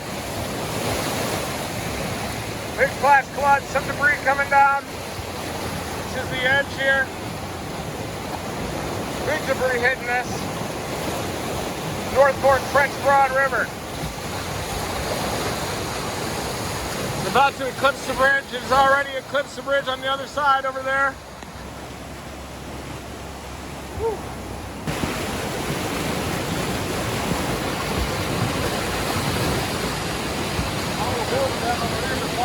Log, look at that log. Oh, oh! Woo! You feel that? Holy.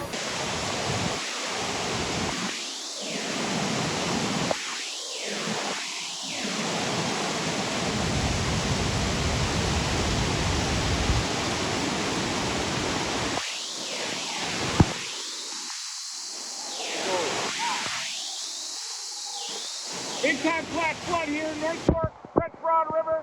Big standing waves shooting straight up, big debris. Time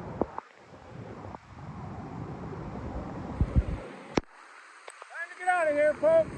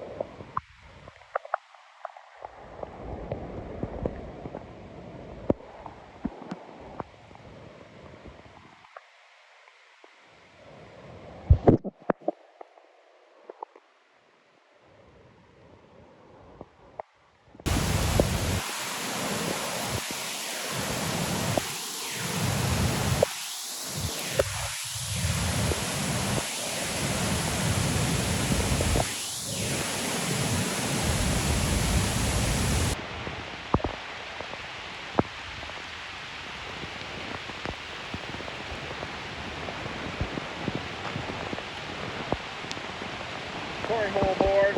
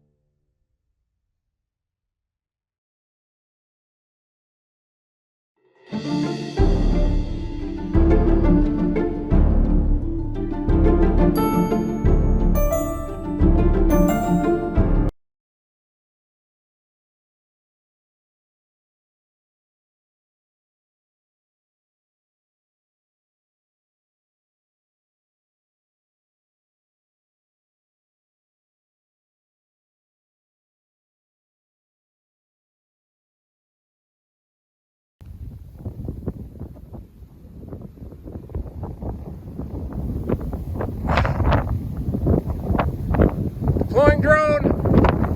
Tornado genesis may be imminent here.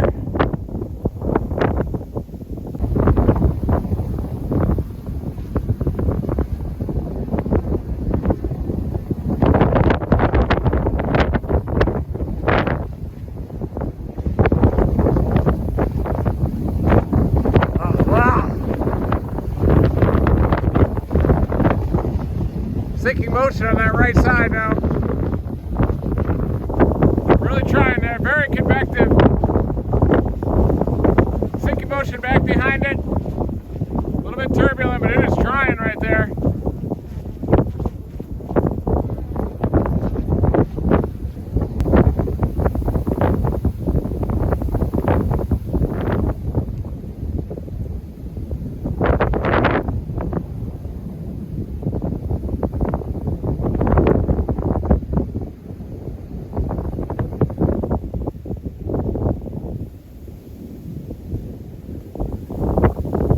Trying to produce, that's an inflow band, I believe. And that's circulation right there.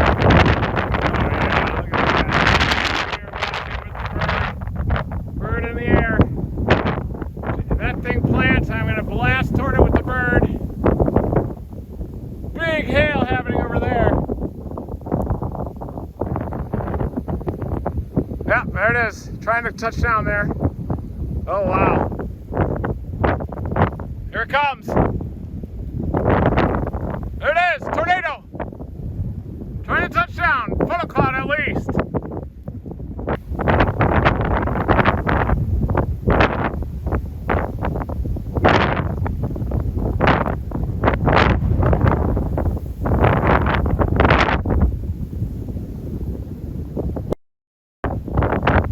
Here it comes.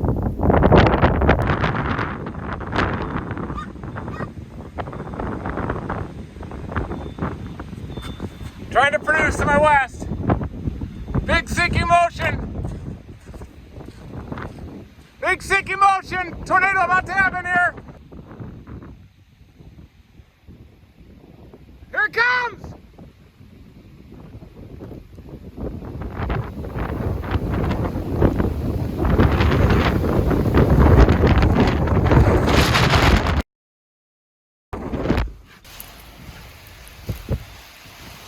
Back it up!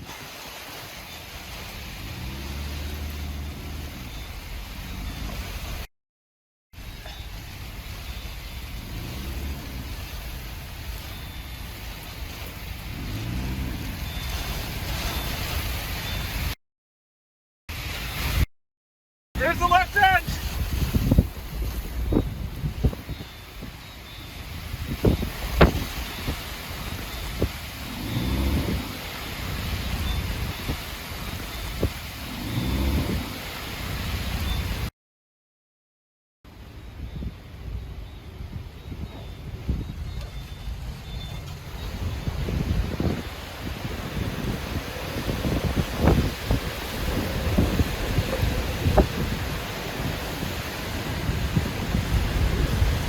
Yeah. That's it, right in front of me. Going into the wind, easterlies, big easterlies. Rain rat. There's a westerly route. Free.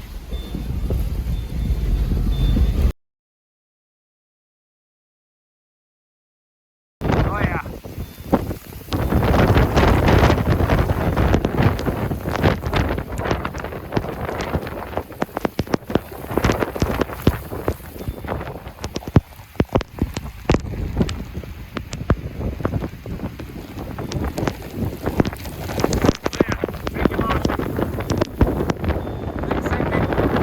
Sure, it's a cinnamon bun and a tornado. Right there. See it? Oh yeah, big tornado. Here it comes right in front of me. Debris. Corn stalks. Big wind. Big wind.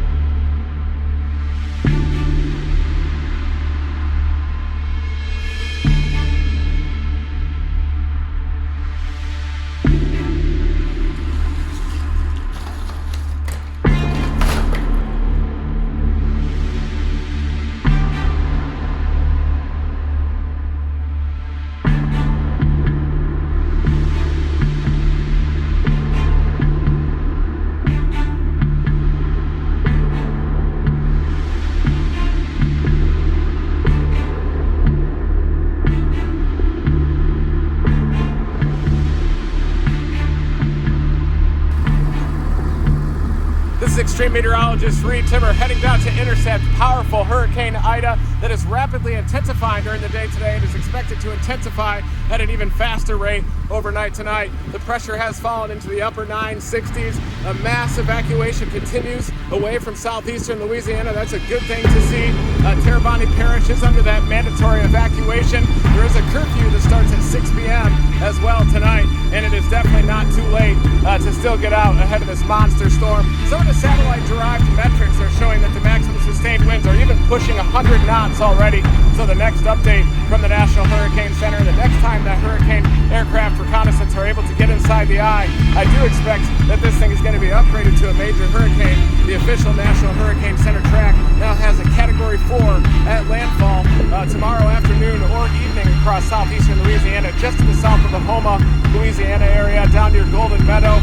Down there is going to be a life-threatening storm surge of 10 to 15 feet, maybe even pushing 20 feet if Ida continues to rapidly intensify and does potentially push that higher end Category 4 or even Category 5 status before it comes into southeastern Louisiana. And I cannot stress enough how important it is to heed those evacuation orders here ahead of this storm. There is going to be an absolute life-threatening storm surge. Basically anywhere to the south of I-10 is likely to be underwater from this storm surge. Then you're also going to have 10 to 20 inches of rainfall falling. It looks like that maximum is going to be very close to the Baton Rouge area where the hurricane makes a northward turn and then starts to head northeast. Right at that pivot point, that's where I expect the maximum bullseye in precipitation. And then the river flooding is going to begin as well. The flash flooding as this system continues to move inland. I do expect a tornado outbreak to happen as well off to the east of the center. Central southern Mississippi, areas off to the north into central and eastern Tennessee as it moves inland as well during the day. Monday afternoon, possibly even Monday night, continuing into Tuesday, that tornado threat will extend off to the northeast, and then eventually a big-time flash flood threat as well for the southern Appalachians with Hurricane Ida. Right now, it does look like it is trending just a little bit east of some of the model guidance, which would take it right into New Orleans, an absolute worst-case scenario across New Orleans there. Right now, forecasting a 7 to 11-foot surge in New Orleans, but it certainly could be a little bit higher if that track continues to nudge just a little bit off to the east. So definitely stay safe, have a safe evacuation. It's not too late to leave. If you're in one of those mandatory evacuated areas, get out of there. Even if not, if you feel uncomfortable and you do have a place to go, definitely getting out of the path of this storm is a very good idea.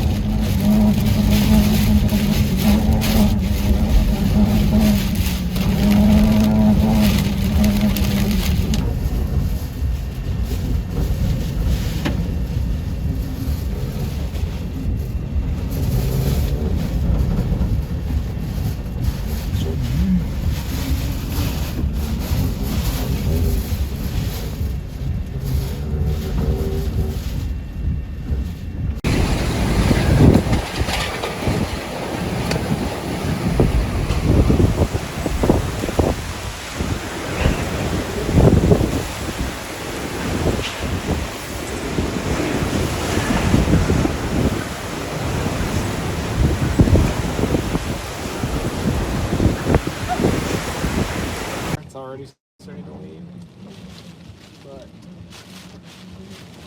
close, so we're gonna need to take shelter. Oh, that roof is coming. Holy shit.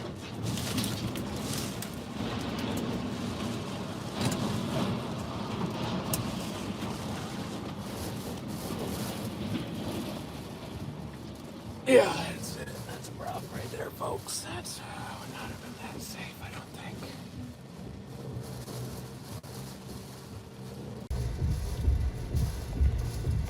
Saw this massive roof lift off. On my YouTube and Facebook on there. Was just about to take shelter on this thing, and this shows you the dangers of these giant roofs getting lofted. It only takes about an 80-90 mile an hour wind out here, and then it crashed into this power pole here. Looks like the power is out in Houma, and a lot worse is here to come. A lot worse is on its way as the inner eye wall is about to arrive here in Houma.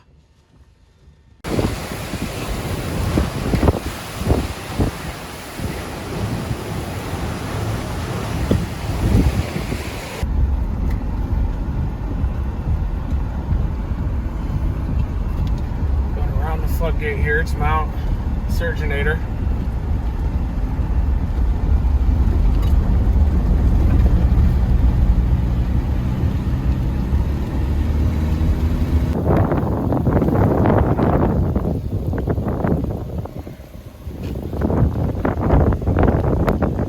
Second Surgeonator deployed.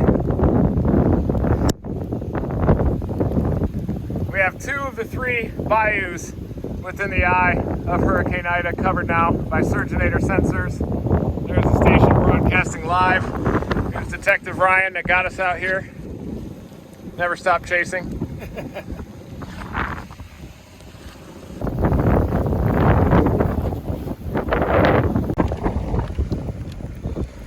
There's the deployment of the Surgeonator. Scantman, Connor. Detective Ryan Losslier.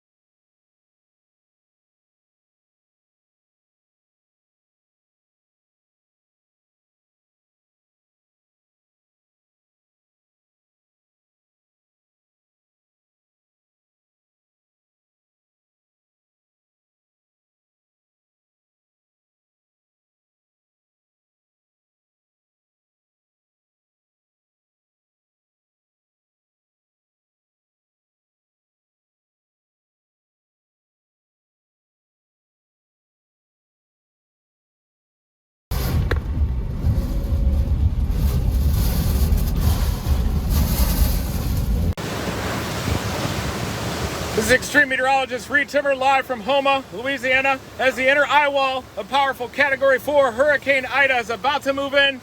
Winds are starting to gust to 90 miles an hour here, and they're only going to ramp up well above 150, maybe pushing 180 in gusts here. Dominator 4 is bouncing up and down. Whoa, here's a big gust, side wind.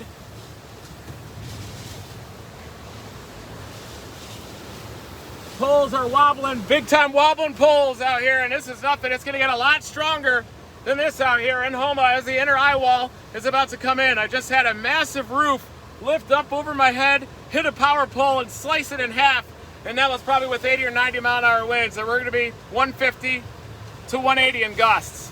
Sustained winds 140 to 150 here in Houma, and it's not going to be good here in this beautiful town. I hope everybody's hunkered down and staying safe because there is big time of winds coming in here. We've got a power pole already snapped, but all these roofs are going to be lifting off inside that eye wall. It's going to be mass chaos.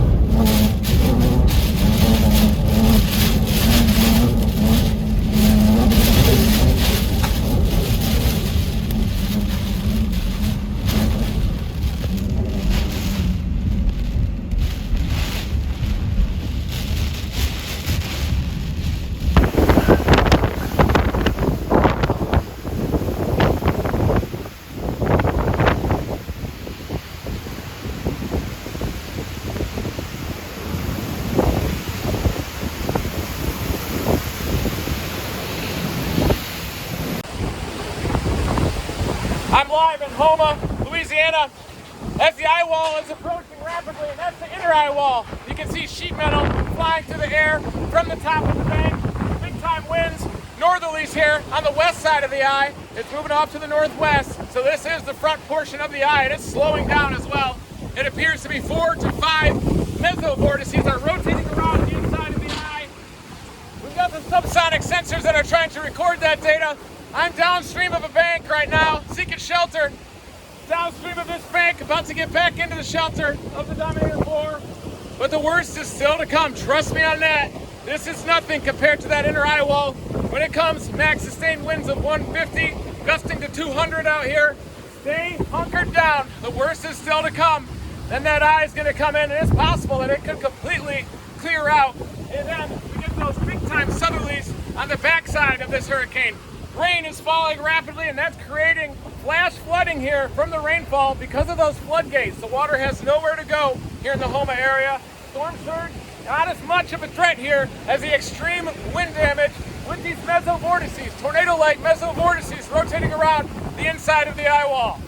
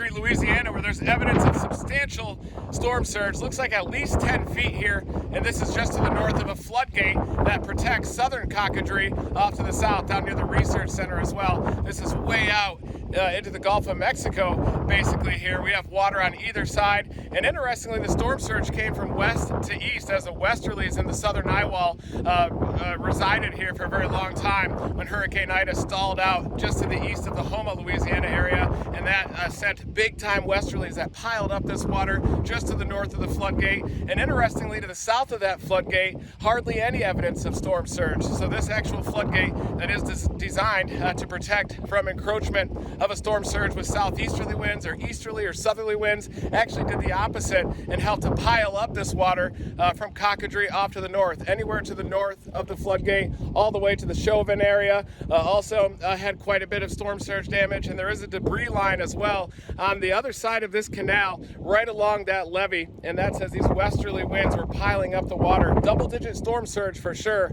We've seen water lines as well on many of the stilts on these homes and some of these bigger buildings, but definitely a storm surge that is simply not survivable down here deep in the bayous of Louisiana from powerful Category 4 Hurricane Ida yesterday evening.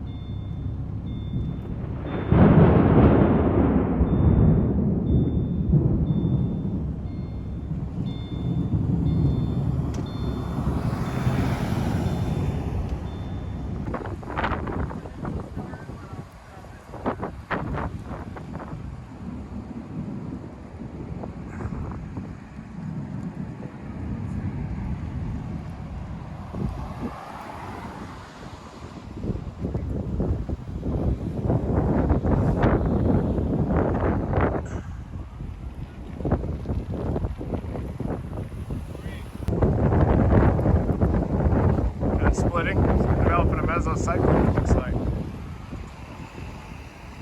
Yeah, scud. Rapid scud formation. Left to right, big wall bomb. Sure as hell it is.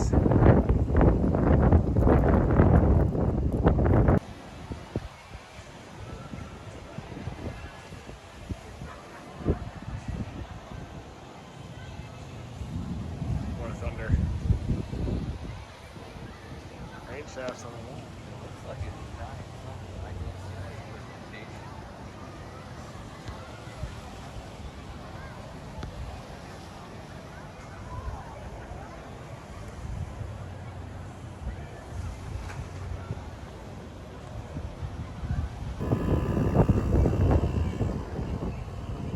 Let's go live again.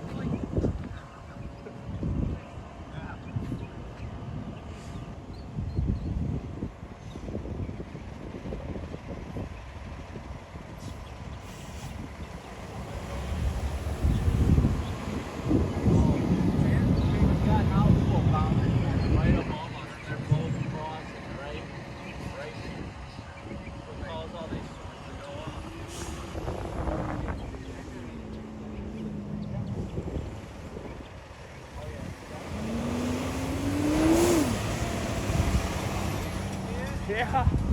Right up here. Yeah. Drops one here. Fantastic.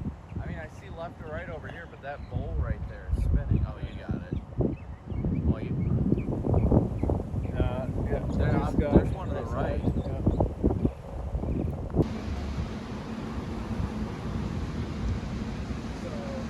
that one is anchored down. This one's built in a bathtub.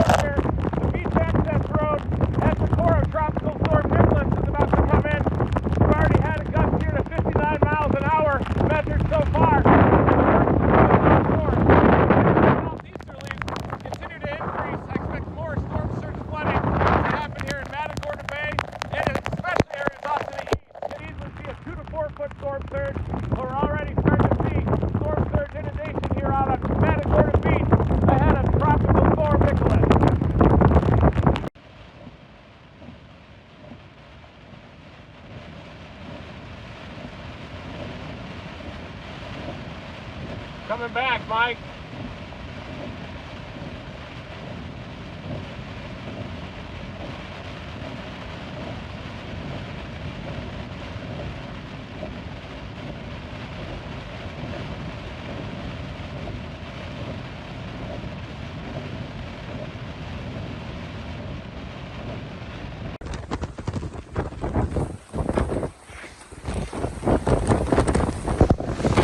It's gonna be all you, buddy.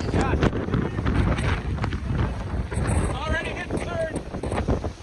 That's where it is. I had a tropical storm. There's the station. There's the circulator.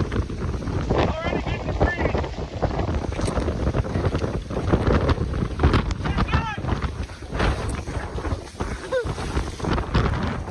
Next.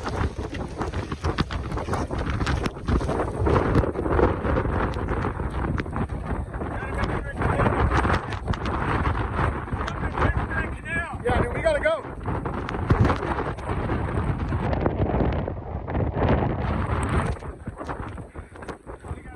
Yeah, that's good. Let's go. Let's do it.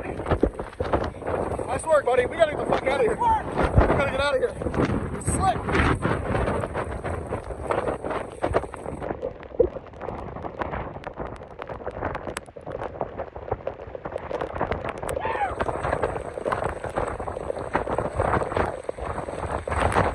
Let's go.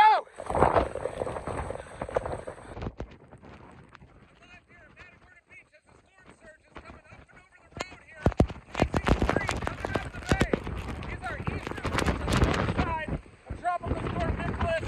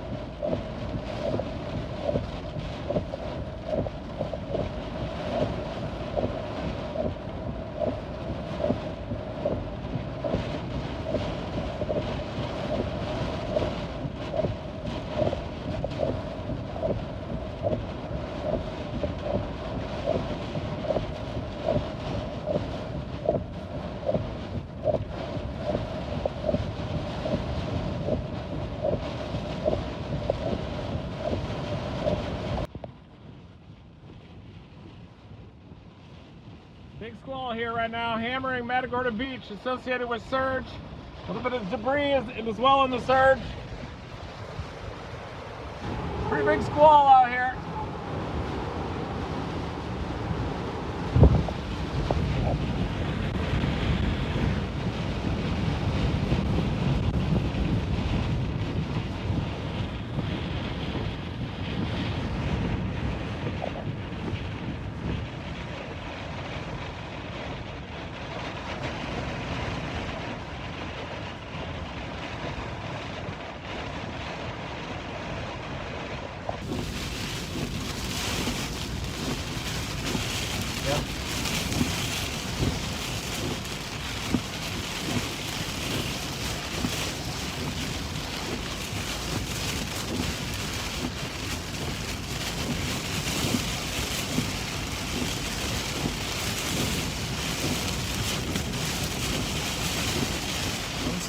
Almost there.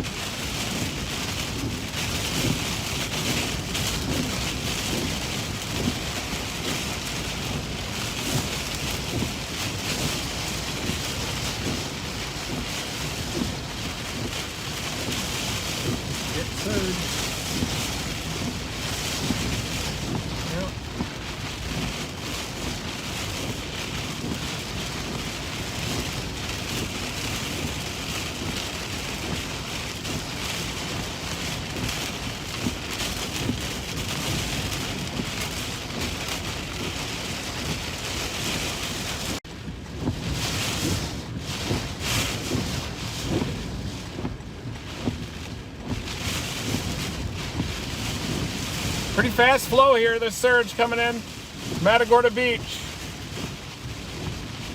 It's starting to get dark as well. It's probably the approaching convection.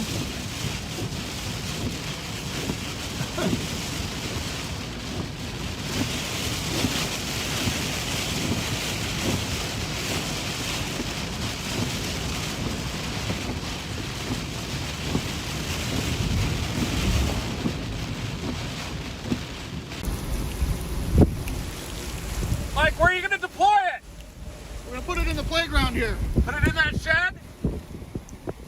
Yeah, let's put it at the top where it's above the seawater. And what are the winds right now, do you think? Pushing 60?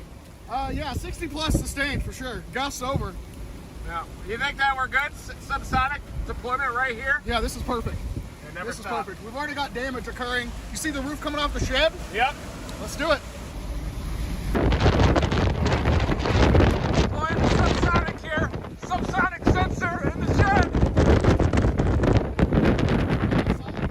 Yeah, I think it's good.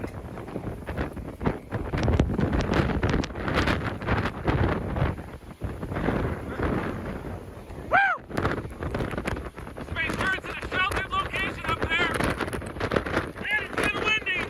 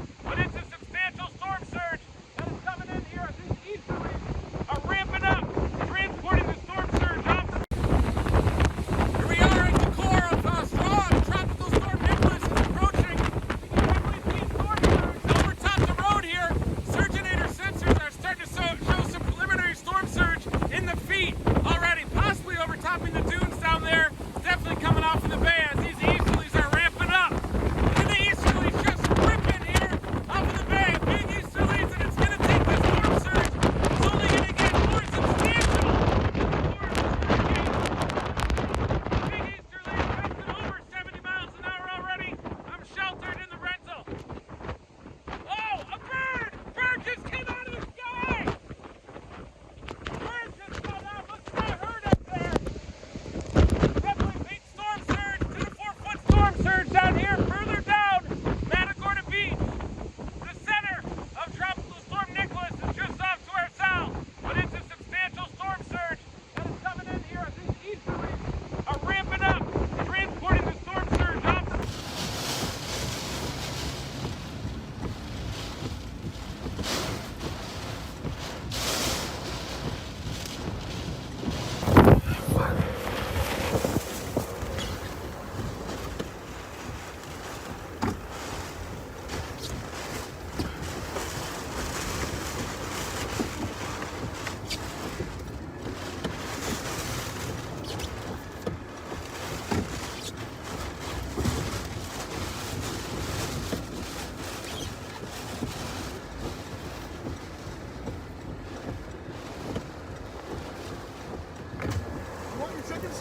Oh yes, thank you. Do you think that there's a window and the eye might come and get birds in the air or no?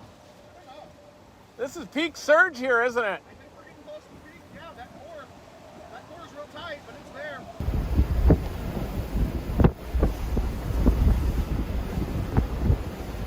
Oh.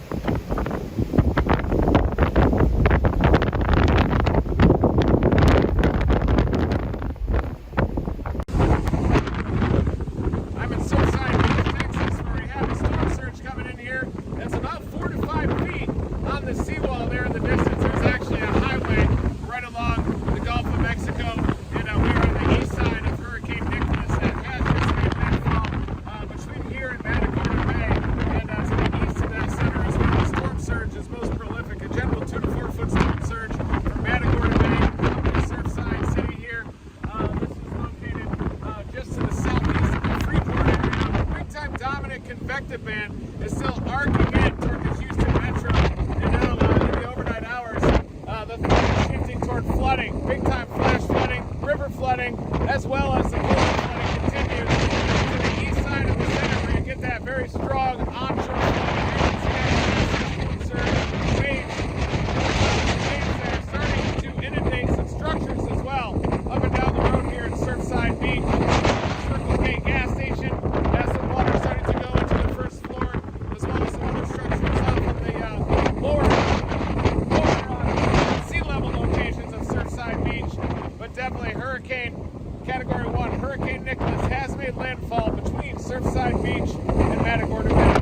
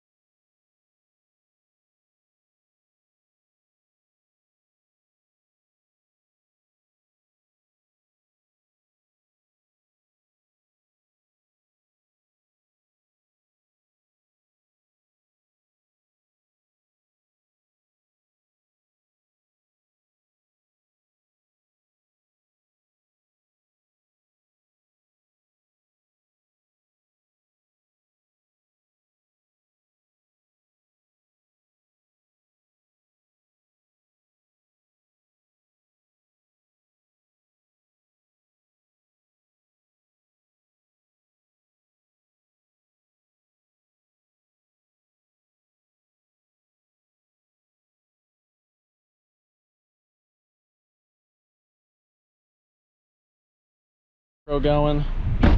GoPro's recording. Oh man.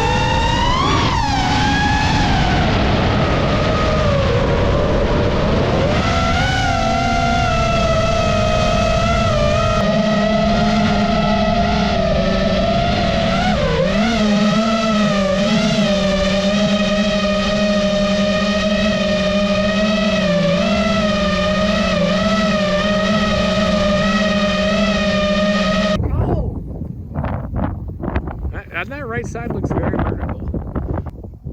Yeah, look at how vertical it is on the right side already.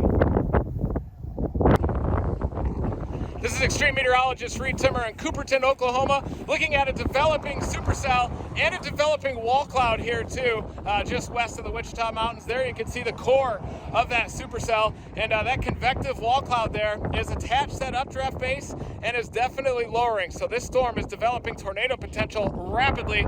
We are just to the northeast of it.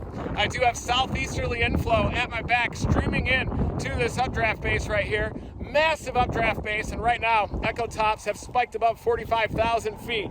So this thing is definitely continuing to intensify here. Massive base just off to the west. This is a mesocyclone now. It does have a hook that is coming around, and you can see on that wall cloud right there near Gizmo's head, you can see just how convective that wall cloud is, feeding up into that updraft base there. And there is the convective tower above, hail core off to the east, and the echo tops are huge. They're exploding right now, 45 to 50,000 feet. This storm is just ahead of a stationary front, and the low-level jet out ahead of it is ramping up. It's going to increase to about 50 knots as we get a little bit closer to sunset, and I'm thinking that this is going to develop tornado potential within the next 20 or 30 minutes, maybe even quicker than that. This is likely going to have a tornado warning any second. It's got a ground scrubber wall cloud there, right underneath that base, right where the tornadic portion of the storm is supposed to be, and this is moving off to the northeast. It is going to be capable of producing strong, violent tornadoes as it moves northeast, eventually toward the Oklahoma City metro in a couple of hours. So stay tuned to those watches and warnings across southwest into central Oklahoma. Look at that, right off that mountain.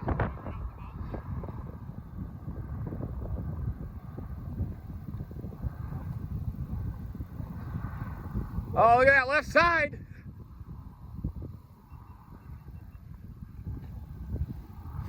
It's turning right, that's for sure. No, it's coming right at us. Yeah.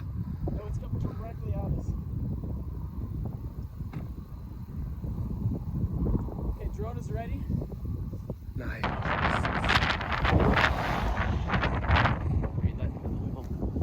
yeah. It's going to be a big wedge.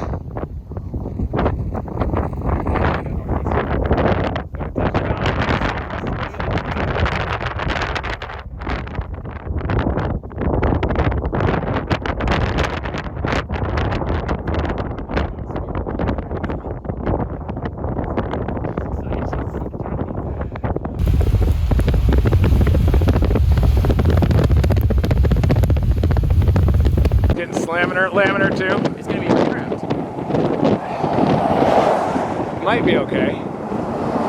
It's kind of southeast of the intense stuff. Oh yeah, it might actually produce just west of this road. We predicted 6 p.m. It's 5:53. Now we're not great left to the visual of it. No, it's coming right at us. It's just a little hazy.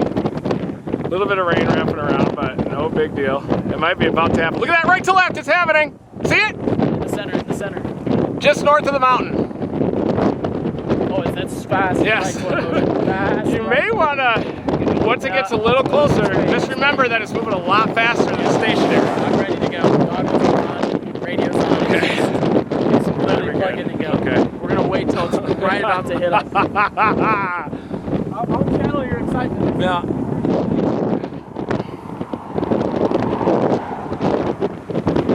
Look how convective it is. Man, beast of a circulation right there.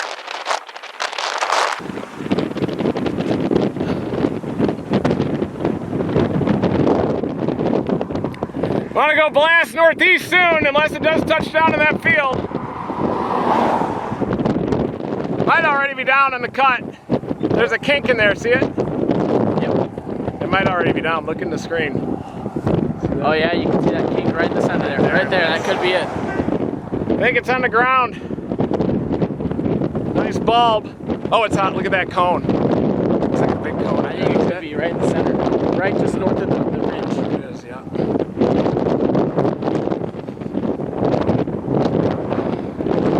How far southwest of it is this, by the way the crow flies? Oh, look at the hook, look at the hook. Yeah. I think we should be in perfect position here.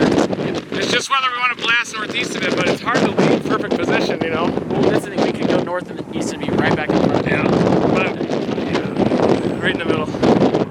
That RFD is surging.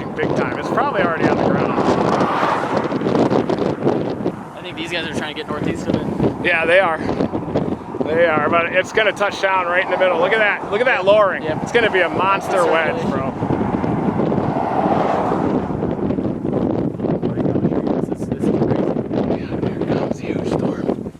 Yeah, shut your doors. Have I put Gizmo in? Yeah. Down there with glass. Yeah. It's touching down. It's in the center. Hey, look at the bowl. Oh, Reed, there it goes. Yeah.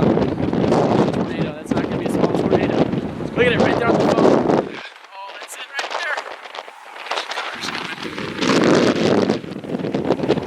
Oh my gosh,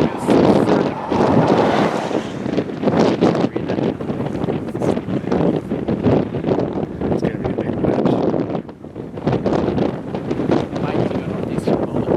If it touches down right southwest of us, we want to deploy on it.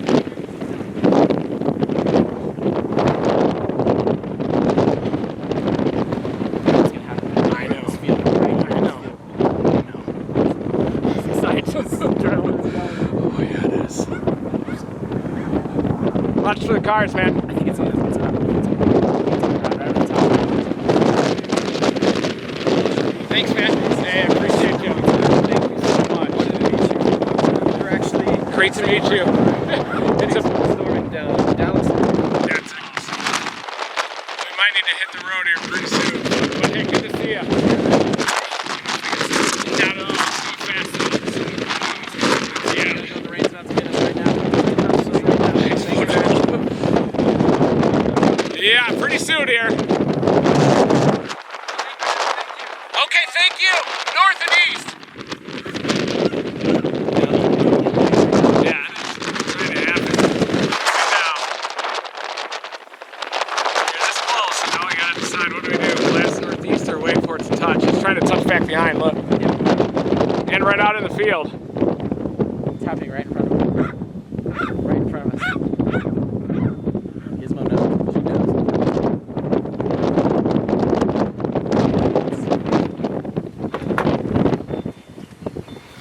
About to get in with the rain.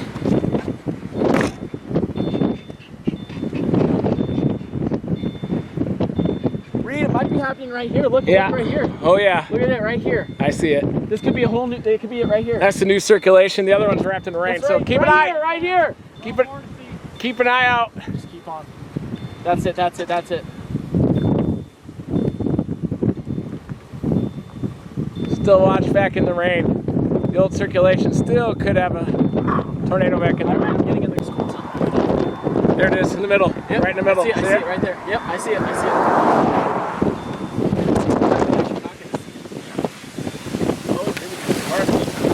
About to hit us. Can you fire up the GoPro? Your GoPro? Yep. GoPro is recording, Reed. Okay, I'm going to blast north and east now. Your GoPro is recording. Now the problem is we're going to be in the chaser convergence. It's okay.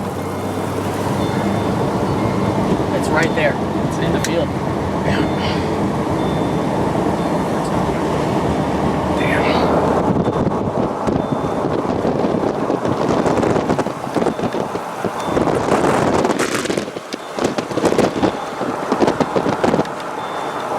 East option should be up here pretty soon, right? It's 2 miles. It's 5 miles. 5 miles. 5 miles.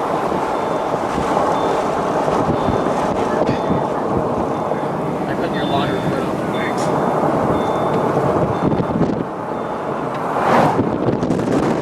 Do you think it did now? I think it's on the ground. I really think it's Yeah. Yeah, on the ground. No, I was like, wait, it's on the ground. Half a mile, Reed. see a rain wrap tornado to the right? I do not, but I do see a lot of right to left motion. Big time right to left motion. We're getting It's on the backside northeasterlies right now. Northwesterlies right now. Yeah, it's the east, southeast. All right, 0.3 miles. 0.3 miles. You're gonna go due north. Due north, 0.3 miles. I think it's right there. There's gotta be a tornado on the ground. Yeah. Right there. Big time. 0.3, Reed. Almost there.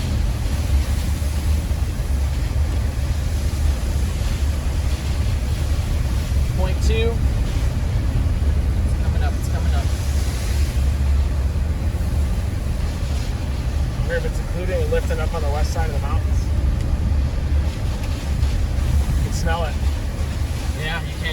fresh switch. 900 feet, you're gonna turn left. 900 feet? 600 feet. 500 feet.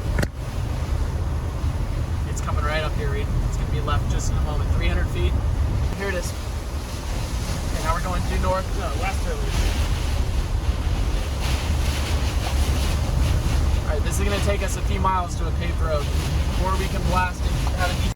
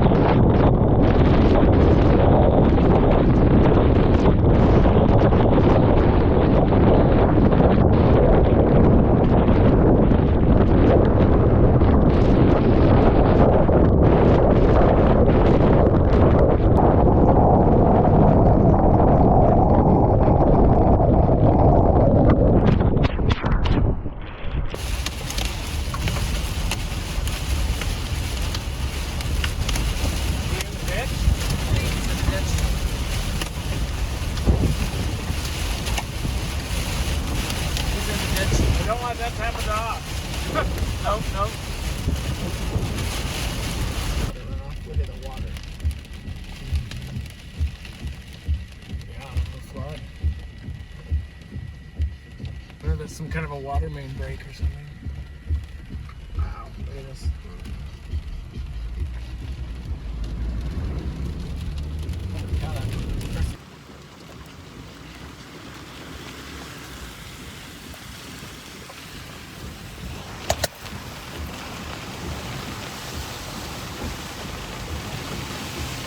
I think this is more close to the center of whatever it was. Look at the left. No rooftops are missing or anything though. Yeah, you can smell the flooding. Big flooding here across town.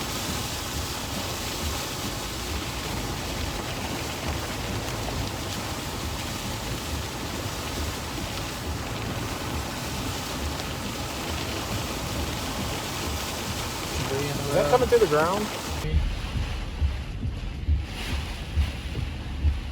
You want to get out, Gizmo? She just senses that I'm stopping.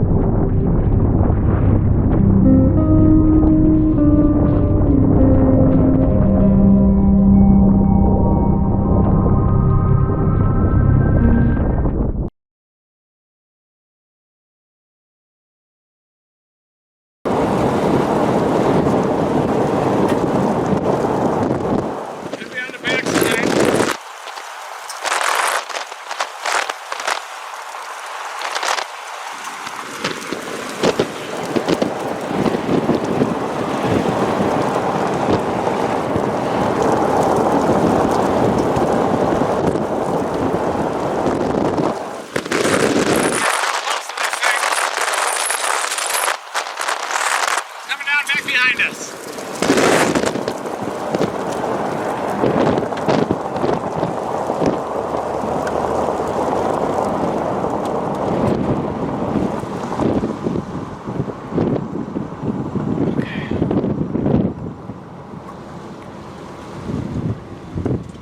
Yep, there it is.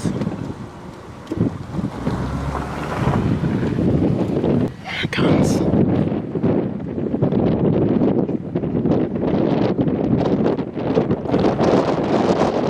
Tornado about to develop.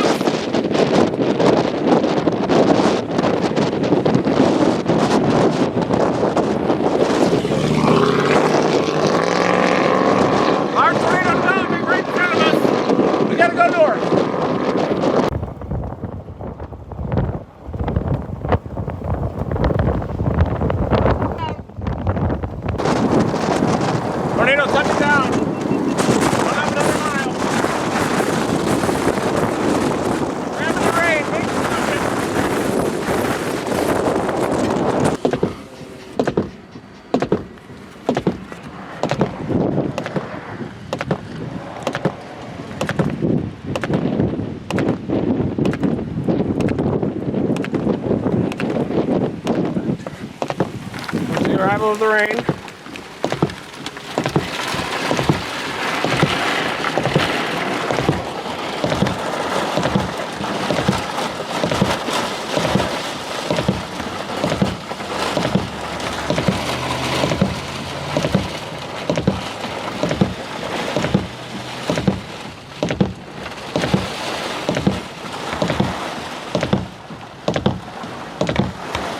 Photo right in front of me.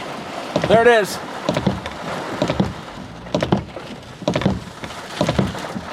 Funnel cloud.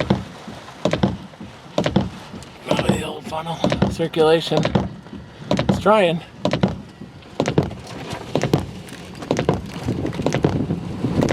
Yep, that's it.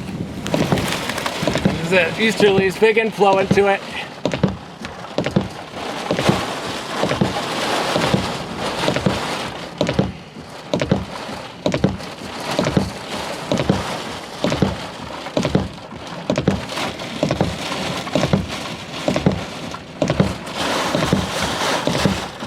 Right above me. Backing up.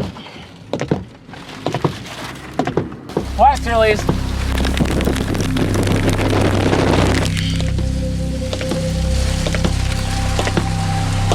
Clearing out.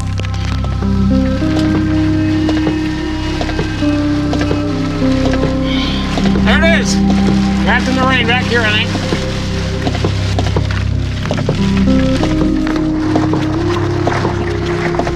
Yep, due north, northwest. Westerlies. Tornado. Maybe a large one.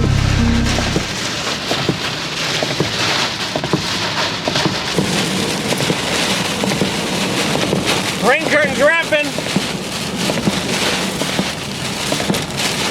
Switching around, shifting winds. Tornado circulation right inside here.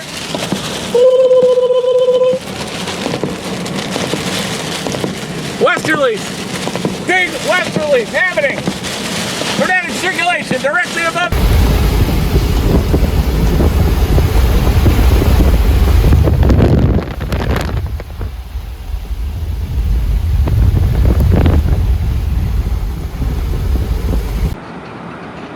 Trying to produce right there in the middle.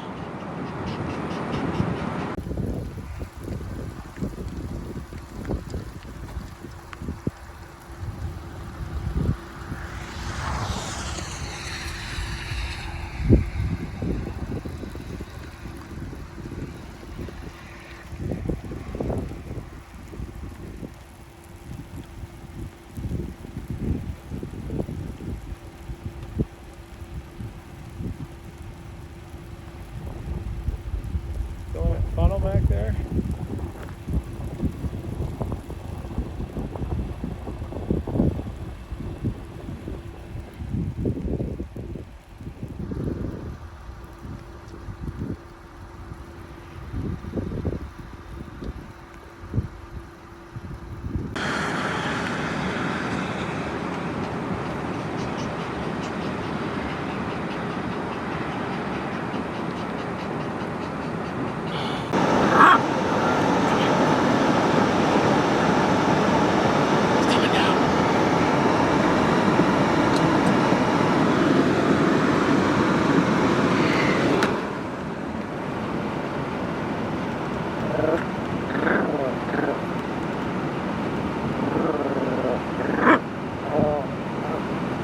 Here it comes.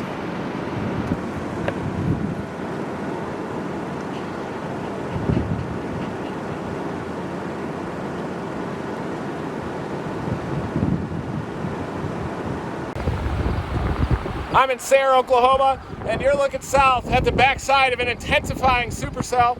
I wasn't sure if this was going to break the cap and if it was going to survive moving into this deeper moisture. You can see these gravity wave clouds above me usually are an indicator of some shallow, stable air right near the surface, but this storm seems to be intensifying quite rapidly. Dew points right around it are in the mid-60s. It's right on the nose of that axis of mid to upper 60s, streaming up into the southwest corner of Oklahoma. And some of the high-resolution models were hinting at this mode of renegade supercells developing in southwestern Oklahoma and maybe even moving toward the Oklahoma City metro late night tonight. Definitely has quite a bit of instability, ample moisture, big-time wind shear as well, with that low-level jet forecast to increase above 60 knots as we get a little bit closer to sunset. And already the wind shear is supportive of a tornado threat here throughout western Oklahoma, back into the northeastern Texas panhandle, throughout western Kansas, even far eastern Colorado, straddling that Kansas-Colorado border where that new tornado watch has been issued. Another tornado watch down here further south as well.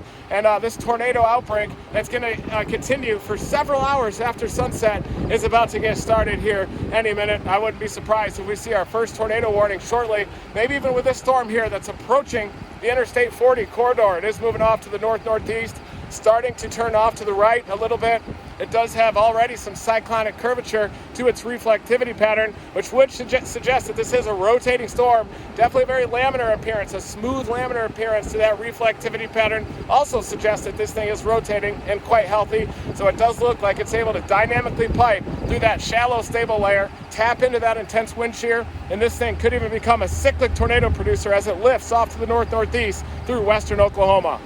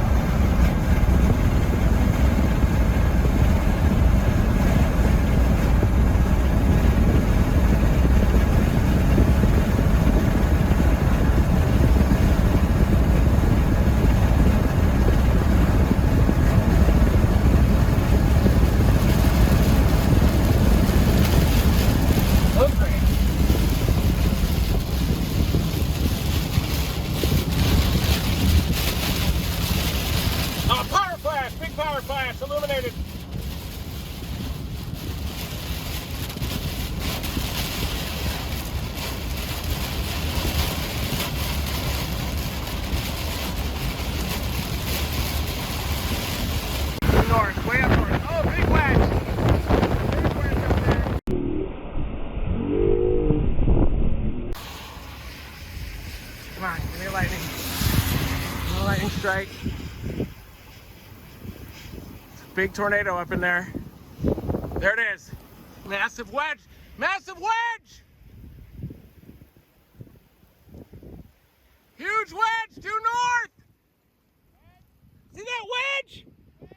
Huge wedge!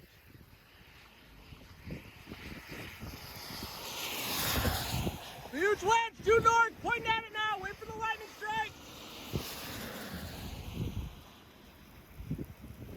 It was left to me the whole damn time.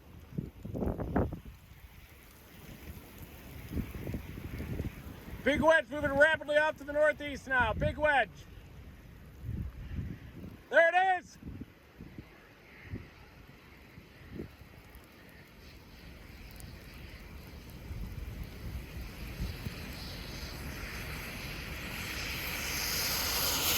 Oh, power flash.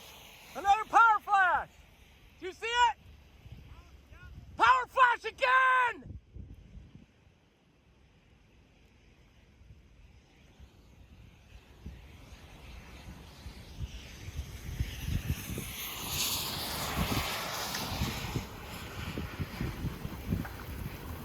Did you see it till before now? Yeah. When you were going through the damage? Yeah, right over the power lines when Brett came out of nowhere. Yeah. I couldn't see it very good. No, it was definitely there. Yeah, oh, it's there. Yeah. Oh, there it was. Yes, again.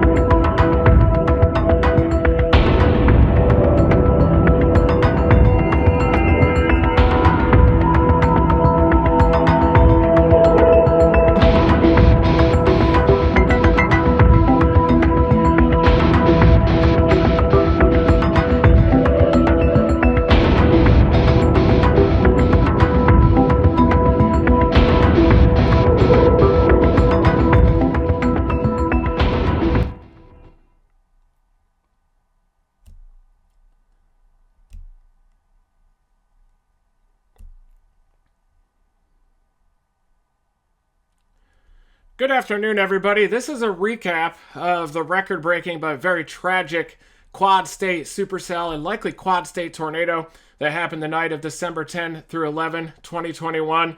We were breaking down the synoptic scale setup during our live briefings leading up to this storm. And in this briefing, I break down whether or not I believe that this broke the record of the 1925 tri-state tornado. Did it have that path length that was over 219 miles? Just how long was that path length? What evidence do we have that it may have cycled? I do have some storm chaser perspectives, different perspectives of this tornado, including my own there in northeast Arkansas into northwestern Tennessee. I've got a couple of photos here as well. You can see the large wedge there as it was approaching Mounted, Arkansas on the bottom center. That's the very large wedge. You can also see as it constricted near I-55. That's storm chaser Max Olson that provided that photo, and you can definitely see that horizontal vortex streaming in to that vortex there. And Dr. Vivek Mahali as well, one of the leading scientists in our field at the National Weather Service. He provided that radar loop that you can see running in the background. I'm going to break down that radar loop that shows the products running along with the mesocyclone of that long track supercell. And as we're breaking down the science of the storm and the meteorology, we have to stay focused on what's important, and that's the recovery effort of those victims that were so tragically impacted by this tornado from northeastern Arkansas through northwestern Tennessee and into western Kentucky as well throughout that 220-plus mile path. Some of the worst damage that I've ever seen as a storm chaser from those drone perspectives. And just widespread mass destruction, and we have to do whatever we can to help out in the recovery effort. I'm going to be working with Flex Seal as well to organize the recovery effort, heading up there with a U-Haul full of some supplies here in the coming days. We also have to watch Wednesday's setup as well in eastern Nebraska and northwestern Iowa with a fast-moving arc of supercells. But this recap here breaks down whether or not we believe that this exceeded the path length of the tri-state tornado. I show some other storm chaser perspectives as well as my own here. And I also want to show you some of the video moving through this. So let's begin with this radar loop of this tornado. And this is the entire radar loop that shows the entire duration of this tornado. There it was moving through the Mayfield area and then was approaching the Bremen area where some of the worst damage was observed with this supercell. And as the supercell progressed from northeast Arkansas into western Kentucky, those wind fields continued to increase. The low-level jet increased, and that helped to cause the tornado to even intensify during its path as it moved through western Kentucky. Some of the worst damage that I've ever seen, even high-end EF5 damage, multiple-story commercial buildings being completely swept clean of that foundation. And that's because of that strengthening low-level jet. I do believe that a key setup for this to occur, this record-breaking long track tornado, was certainly the picking up of that closed upper low that was just off of Baja, Mexico, dragging it over that Mexican plateau. It picked up a lot of dry air over the Mexican plateau. We call that an elevated mix layer in the mid-levels of the atmosphere, and that went over top of that large reservoir of moisture at the surface, and that's what caused that large warm sector to materialize, that large area of surface-based instability as well to materialize, and that storm anchored right on the leading edge of that jet streak. You could even see it on radar imagery out of the Arklatex. You could see all of that energy coming out with that jet streak that was getting pivoted around the east side of that trough. And about 7 days before, it looked like we were going to have a megatrough ejection, but we weren't 100% sure that megatrough would pick up that closed upper low and then slingshot it around the east side of the trough. And that was certainly an important part of this outbreak to materialize during December and helping to carve out that very large multi-state area of strong wind shear and surface-based instability. But this storm actually initiated southwest of Little Rock at about 3:30 p.m. There were some bubblers of storms that kept developing and interacting with each other near the Little Rock area. And right as it was over top Little Rock, that lead supercell took over. And it had a little bit of a lowering just on the northeast side of Little Rock. It was already cycling its new circulation. And then it produced that first tornado to the southwest of Weldon, Arkansas. We saw that debris drop show on radar. And then there you can see it lifting off to the northeast through northeastern Arkansas within this fast-moving loop. And then there's the Mayfield area as well. And once that TDS showed up on radar, we deployed the gravitron network in the Amagon, Arkansas area. That tornado lifted. The tornado cyclone passed right over the gravitron network. I'm still waiting to get that preliminary data from Mark. He's analyzing it right now. But we deployed that gravitron network in Amagon and then blasted east and then north towards Jonesboro, and right near the Wiener, Arkansas area, that's where that first tornado touched down, and we passed right underneath that circulation on radar. You could see the shifting of the wind, and then we had to go north to Jonesboro and then blast east toward the Monet area. The tornado crashed just in front of my vehicle. And then I didn't realize that I was actually going north into Monet. I thought I was still going east, and I looked out the west side of the vehicle, and I saw the large wedge, and I thought that it was to the north. I was streaming live on both of my phones at that time, so I wasn't able to navigate, wasn't able to look at radar, and that's the view looking off to the west as I was going north into Monet. I thought I was going east, so I thought the tornado was moving away from me here off to the northeast because I was streaming on both phones. I didn't have a chance to actually look at the radar or even the GPS navigation. And as I was going north, nearing that elbow where it curves off to the right, boom, that huge power flash illuminated the whole entire wedge green. We were probably about a quarter mile just to the southwest of that tornado as it was coming into Monet. Very tragically, that's when the nursing home was also impacted. And then the road turned off to the east, and then I actually was facing east, and I was looking off to the right, thinking that the tornado was moving off to the northeast. But then, bam, it was just about a quarter mile right off to the left, just to the north of that road, impacting the nursing home. So in hindsight, I was definitely not situationally aware as this fast-moving tornado was moving on. I definitely need to get a third and fourth phone so that I can keep track of my navigation, the direction that I'm moving. But definitely a uncharacteristic error that I made, and almost caused me to drive into the Monet tornado there. Monet, as it was in northeastern Arkansas. But there you can see that debris correlation drop that's on the bottom left of this long radar image that was provided by Dr. Mahaly. There you can see that debris ball. This is a correlation drop. Basically, you have a decrease of correlation when you have debris getting lofted that's very much larger than the individual raindrops or the scatterers within a storm. Once it starts to loft debris, that's when you can start to see that blue area of really low correlation. That shows the presence of scatterers that are a much larger particle. There you can see Monet right when that large debris ball started to form just northeast of town.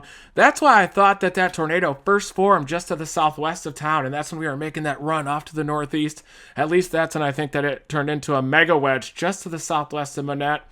It looked like it touched down first back toward the Bowman, Arkansas area, just to the southwest of there. It was a relatively narrow path. I think that's when the occlusion first solidified into that long megatrack tornado back near the Bowman area, just to the southwest of Monet. There you can see the Wiener area.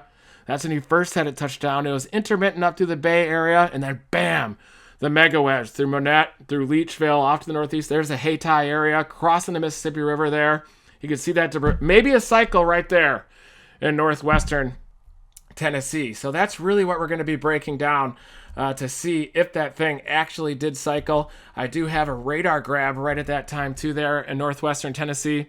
Storm chaser Aaron Jajak was near the river looking well off to the northeast, and it appears that there were two tornadoes right next to each other, one that may have been weakening and the other one that still could have been persisting, or that was the new funnel, and we're going to break that down here first. But here is that frame grab in northwestern Tennessee that does suggest that it could have been a cycle. Two of these areas are circled. Thank you to Aaron Rupert, my friend, for providing this image and taking a deeper look. This is right over the Nebraska-Tennessee border, and you can see that debris ball on the Tennessee side of the border, and you can see the new debris ball on the Kentucky side of the border. And the real question is, was that a cycling supercell, or was that the original tornado that just happened to form a satellite right on the back end? Sometimes these tornadoes will have a little bit of a trailing supercell or a trailing updraft on it that would normally be capable of causing that. And there you can see the velocity off to the northeast, off on the upper right of that image. And notice how there is a little bit of a couplet on the Kentucky side where you still have that debris lofted. That's the bottom circle to the southwest of Woodland Mills.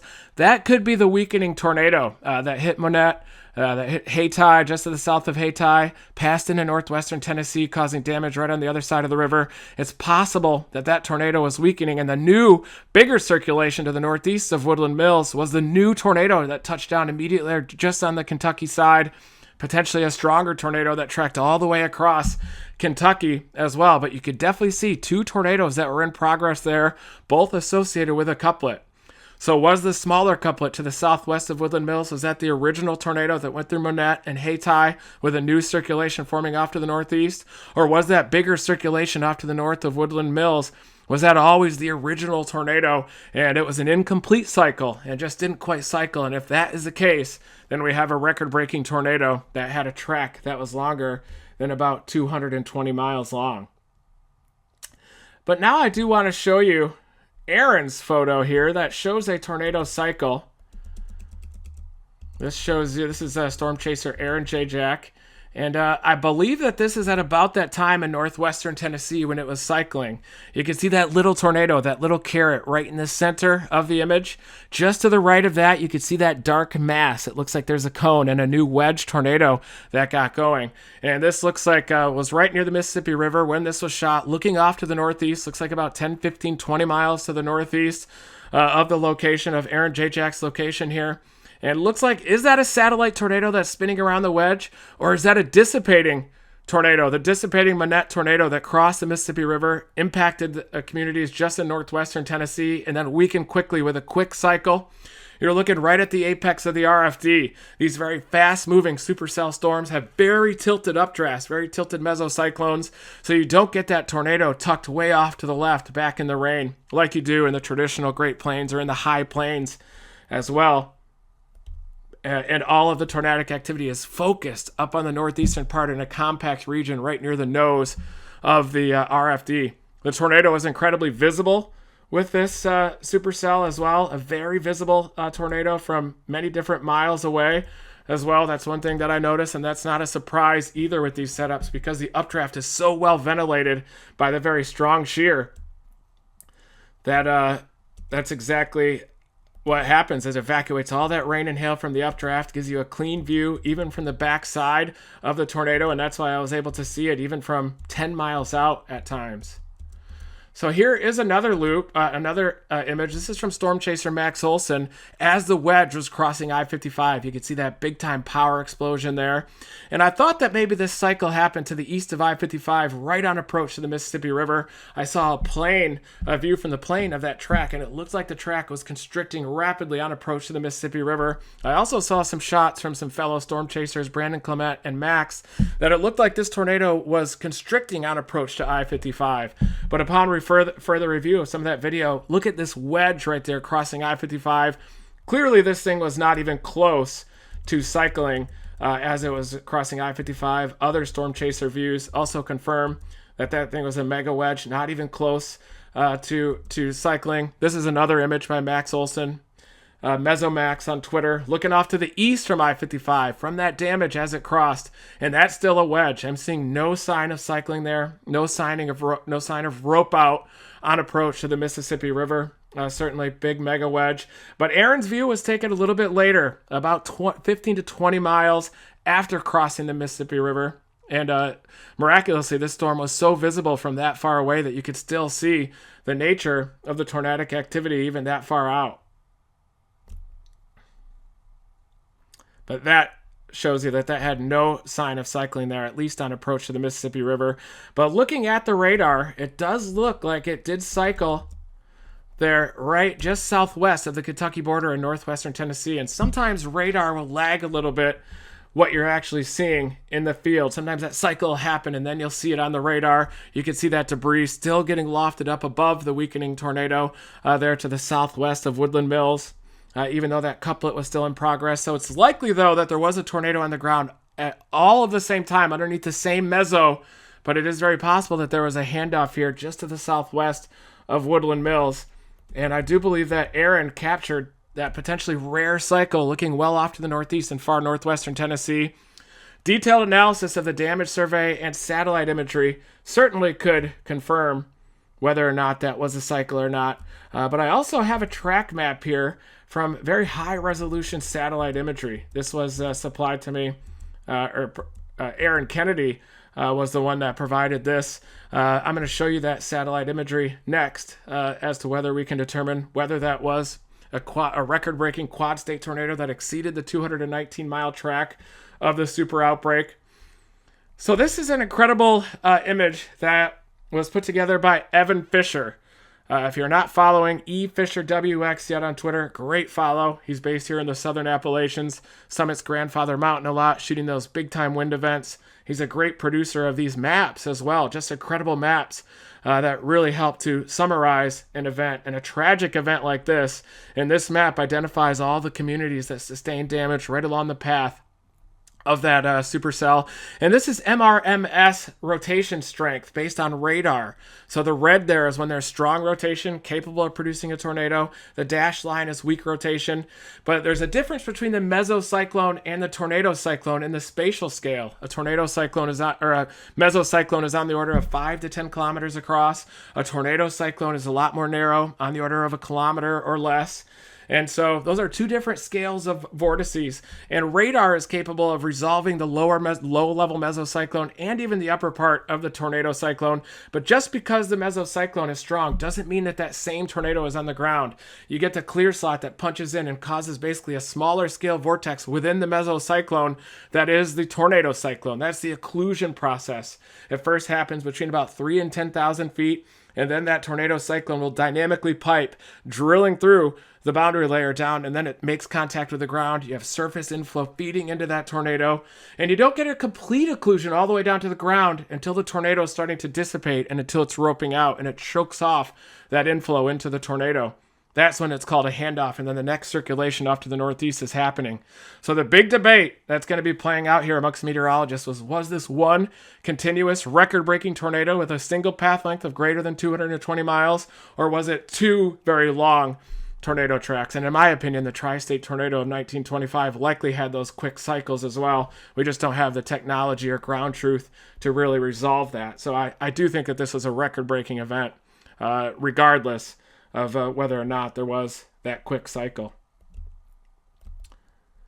And here is another track produced by Evan Fisher that shows you that MRMS, mesocyclone strength.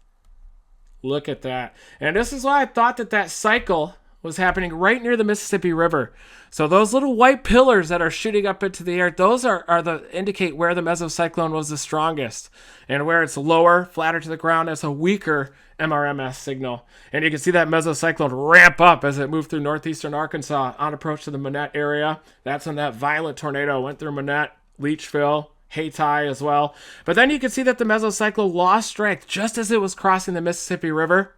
That's preceding when it possibly cycled. And that's also the location where Aaron Jack was looking off to the northeast at that tornado. And you could clearly see two, one dissipating tornado, could have been a satellite, and one larger tornado off to the northeast. Was that larger tornado a new one, or was it the original beast that went through Manette, south of Hayti, crossed the Mississippi River there? I tend to lean toward it cycling there in far northwestern Tennessee. But still a record-breaking event, realizing that the tri-state tornado of 1925 likely also cycled there. But look at how consistent that MRMS signature was just after crossing the Mississippi, all the way up to the Kentucky border, into western Kentucky, and extending northeast of there. It looks like it probably only had that one cycle, if it did at all. And of course, we don't want to just focus in on this one record-breaking tornado within the outbreak, even though this is what this tornado outbreak is going to be remembered for. Certainly that we'll call it a super tornado right now, different than the super outbreak of 2011 or the super outbreak of 1974. There were also strong tornadoes up in Illinois that caused substantial damage, including EF3 tornadoes in Edwardsville that knifed right through the center of the Amazon plant up there. Very sadly, those were associated with fatalities as well. So the central Illinois target also ended up verifying. And there was an additional storm. Those tornado producers, that tornado-warned storms that we got on near Blytheville, Arkansas, ended up crossing the Mississippi River. I encountered a damage path on I-40 to the east of Jackson, Tennessee, a relatively narrow path, but that ended up heading up toward the Dresden area and the Bowling Green. That mode, at least, caused those tornadoes up in that area that appear to be violent tornadoes as well. And one of those tornadoes hit Bowling Green, Kentucky, narrowly missing Western Kentucky University there. That is a meteorology school that actually does do storm chasing as well. One of my favorite schools of meteorology up there, Western Kentucky, very sadly, that did sustain damage as well. And I want to give a shout out as well before we dig deeper into some additional ground truth as to whether that was a long track tornado or not. I also want to break down that satellite imagery of the detailed track. I want to give a shout out to the National Weather Service forecasters, Storm Prediction Center, meteorologists, the emergency managers on the ground, meteorologists working on television as well, and radio, on social media, and the storm chasers all getting that information out. But the number of mesoscale discussions issued by the Storm Prediction Center exceeded any event in history. And realizing that it was severe and winter weather at the same time, that's likely why it exceeded the super outbreak, but just the absolute number of products being issued by those meteorologists the entire night. Absolute heroes in meteorology there. Everybody nailed this forecast, including us, 7 to 10 days out, watching it here as well. But the real heroes of this event, those meteorologists, largely sometimes unsung heroes as well in meteorology out there.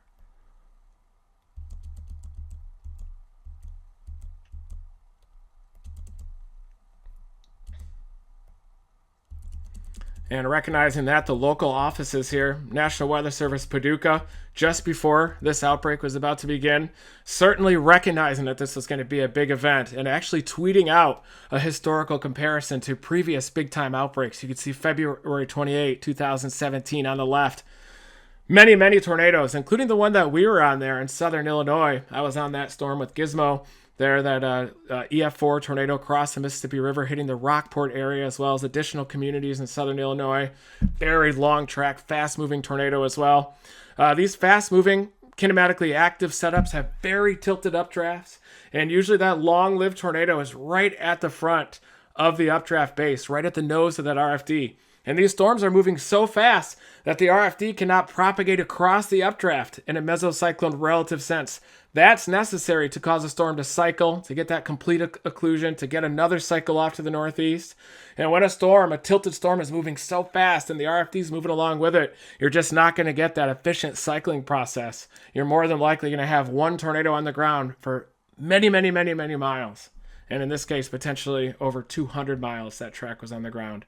The analog on November 17, 2013 on the right, even though that was similar as a late season analog that produced a lot of tornadoes, it did look totally different than the upper levels. That was more of a negatively tilted trough ejecting in to the upper Midwest there. But I do want to show you this GFS loop. This is from one of our briefings more than, I believe, about a week out before the event. And interestingly, this loop did show a big-time trough. This is actually the midweek trough that you see ejecting right there. And now into the Pacific Northwest. That's our main weather maker. But look at that closed low drift off of Baja. See that closed low right in the bottom left corner of the screen? There's your trough diving down. Notice how it didn't pick up that closed low a week in advance. But still, the models were depicting a big-time trough with a neutral tilt about a week in advance. And then as the models were progressing, that parent trough started to get more positively tilted in its axis. And that's when some meteorologists were beginning to maybe not think as highly of that setup as a potential outbreak. But there you can see that closed low drifting off of Baja. See it right over Baja there? Got left behind. That one got picked up by that initial wave, but there it is. There is the closed low drifting down out toward Baja.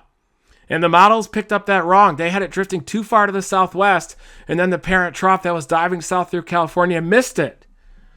And this evolution here likely would still result in a tornado outbreak. Maybe not a record-breaking quad-state tornado there, but the key was that it picked up that closed upper low off of Baja and then ejected it off on the east side, almost like kicking a ball, kicking a soccer ball or throwing a bowling ball. That thing ejects, and it's surging off to the north ahead of that parent trough. That gives you the warm sector, almost a broad scale rotation in itself. And even though that closed upper low, when it got picked up by that trough, lost its identity a bit and it expanded out as a jet streak, Really, the models had that losing its identity a bit too rapidly, and those bowling balls of a system always maintain their spin a little bit longer than the models are showing. And you could see it on radar in southwestern Arkansas as that jet streak was punching into those developing storms to the southwest of Little Rock. And then, bam, that storm just anchored right along the leading edge of that embedded, negatively tilted trough axis within the overall positively tilted trough regime. And then it just kept riding along that environment as that low-level jet was strengthening right ahead of that jet streak.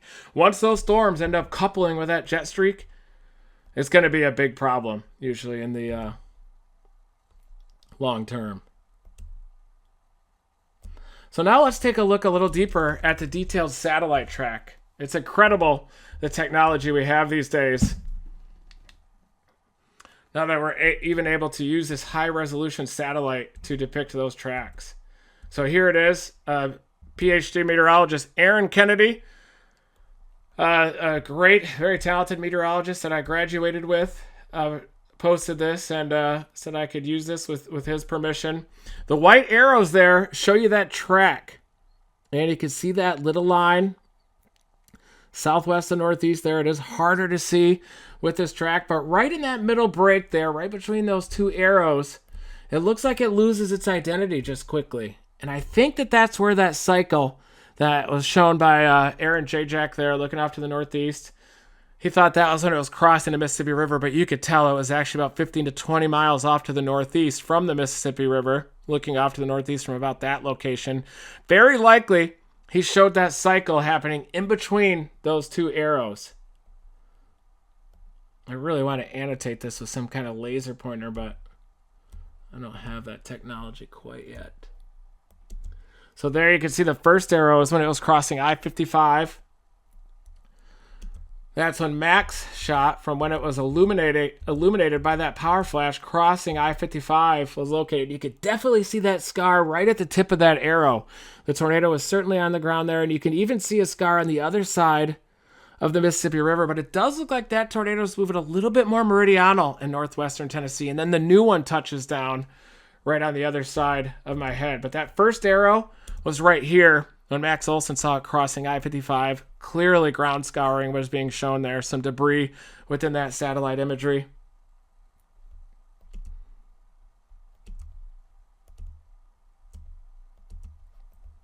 What I'm seeing here, looking at the satellite imagery, matching it up with those Storm Chaser ground reports, and really Aaron seems to be the only person that captured that tornado as it was cycling there. This tells me that I do believe that the tornado cycled in northwestern Tennessee, but the only way that you're going to be able to verify that is by ground truth and a damage survey, and very talented meteorologists, of course, are out there showing this right now. But you can see just right at the tip of the arrow, right at that Kentucky-Tennessee border. See that west to east oriented line there? That's the Kentucky-Tennessee border, but you can see that next tornado touching down right at the border. That's the most powerful tornado of the entire outbreak, likely touching down again with a new cycle right near the Kentucky-Tennessee border, and that one continued all the way across western Kentucky through communities like Mayfield, like Dawson Springs, like Bremen, like Princeton, Kentucky, all those communities that have such a long road of recovery ahead. At the same time, though, it's very possible that that parent tornado just stayed on the ground and that was just a little satellite that formed in association with that little cell on the backside of that supercell. But based on knowledge of supercell dynamics, that's pretty difficult for that little tornado to form there. It doesn't look like a satellite because it's not tucked up close to that tornado with that occlusion. It looks like a separate occlusion to me, a little bit back behind that lead tornado. Realizing all this, though, I still think the 1925 tri-state tornado cycled at least one or two times, and really there's no ground truth or the technology these days to verify that, but I'm just certain that it did. So I think that these two events here, I do think that this event was more, broke the tri-state record, just despite this really quick cycle in northwestern Tennessee. If it happened, if it didn't, I'm leaning toward it likely happened. But also, just because looking at that video near I-55 to the west of the Mississippi River, definitely a wedge that happened. But then I saw Aaron's same shot from about 10 minutes later. That would put it about 15 miles to the northwest, right where it should have been initiating that cycle. And then the new tornado was already in the process of touching down on approach to that Kansas-Tennessee border.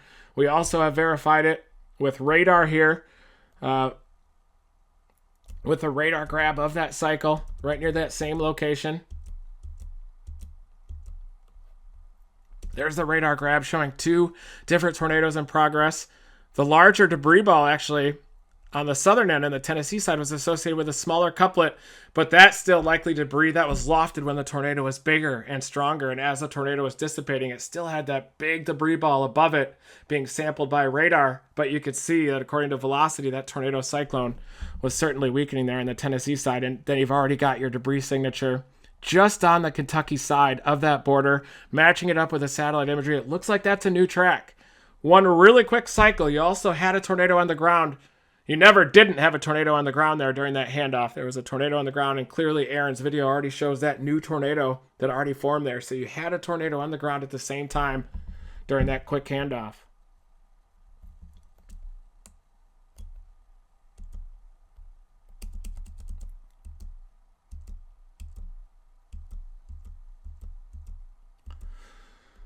Here is the video that I shot during the storm chase.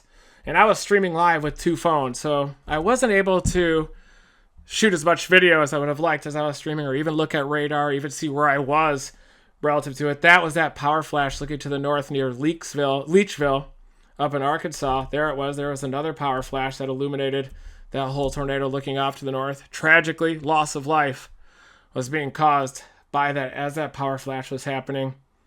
And that's always a difficult part of storm chasing. When you're chasing down these tornadoes, you're excited when you see the meteorology happening, when you see a very organized supercell, and then the rush turns to pain as you feel for the people being impacted by this storm and the dark side that these storms leave behind, that is that widespread damage. And we're just seeing all too much of that as the sun rose on the next day. You're just flabbergasted at how bad the damage was. It looks like some of the worst damage I've ever seen as a storm chaser, as far as the eye can see. Multiple communities. And a lot of this is due to that negative PDO, the cold water in the northeastern Pacific, the year 2 La Nina, just like 2011 was, causing these very powerful troughs to eject. That was looking off to the northeast as that tornado was approaching I-55. I got a little bit back further behind it, and that was Max and Aaron's view as they were off to the northeast of it. This is as I was going north near Manette. There was a lot of rain, atomized rain wrapping around that circulation. Then suddenly it illuminated bright green off to the northeast as that power flash illuminated the whole entire wedge.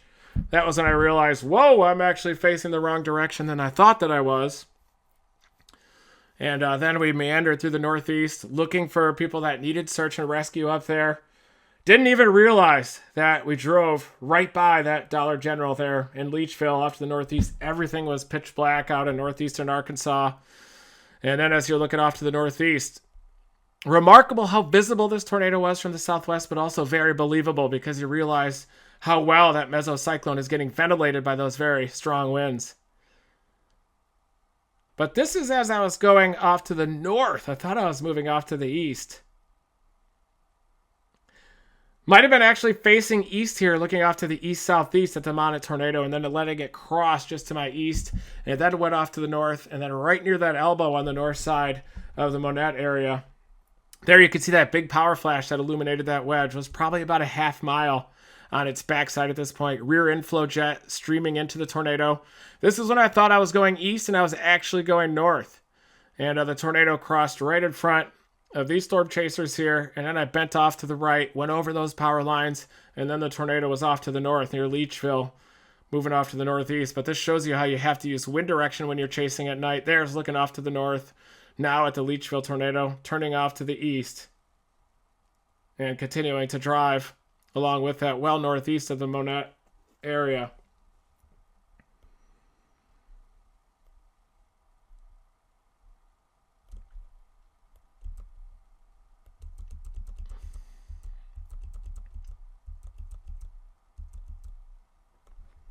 Here were some of the models leading up to it. That massive plume. This is EHI, 0 to 1 kilometer EHI. Factors in surface-based CAPE and 0 to 1 kilometer energy helicity index. And when this happened, once those short-range models started picking up on just how robust that elevated mix layer was, and they started showing big-time CAPE, and you realize that the global models and many of the models before that with the cold planetary boundary layer bias, you then realize that this was the real deal. But leading up to that, you know that those global models have that cold bias at the low level. So you really knew that that large reservoir of relatively marginal CAPE was actually a large reservoir of big time CAPE that was associated with that. And I think that that was probably the right entrance region of that jet streak, that closed upper level low that got picked up with Baja, raked across the Mexican plateau, and then up and over across the warm sector. I think that it was that right entrance region that that cell finally anchored on and then just tracked right along with that right entrance region right there, just tracked right along that as it moved off to the northeast. There you can see the cell. The HRRR did a remarkable job at picking up that. The WRF model did an even better job. Some of those other high resolution models that don't have the cold bias. The HRRR does better than the 3 kilometer NAM at the low levels with these nocturnal outbreaks, certainly. And you have to definitely, I like to forecast in an old school sense, looking at the shape of the troughs and the potential if they do certain scenarios, because the models don't perfectly pick up on the evolution of these troughs that far in advance. But I think looking for some of those indicators, like picking up that closed low off of Baja and that slingshot effect as it launches that bulb on the east side of that trough, are very important. But we still have so much to learn on the sub-seasonal scales and long-range forecasting scales, and even the mid-range forecasting and even short-range forecasting to really get these things dialed in. So that's my theory on this storm. A little bit of a recap. I'm going to dig a lot deeper on later recaps as well as we break these down a little bit more. I want to show you one more image here as well that shows you just how high the debris was lofted in this powerful tornado on approach to Mayfield. And it looks like this tornado actually even intensified after Mayfield off to the east of there as it was approaching those communities like Dawson Springs, Bremen, and Princeton. But that purple area is debris, and you can see that it was lofted higher than 30,000 feet. That's definitely the telltale sign of a violent tornado, is how high it lofts that debris. Also had that reservoir of debris downstream, relatively high in the atmosphere, falling out. So you could see that debris upstream, or downstream, at about 10, 11,000 feet. That's the debris falling down in the downdraft portion of the storm. The crazy thing is when we launched that rocket into the Linwood tornado, we captured this progress, but basically the rocket getting carried up through that updraft by a parachute, by the winds of the tornado, all the way up to near 12,000 meters above ground level. That's above 30,000 feet up there. And then it sampled the downdraft, falling down within that downdraft of the supercell, basically traveling with the same path that debris would make by this tornado. And the thing even got stronger on approach to some of those communities in western Kentucky.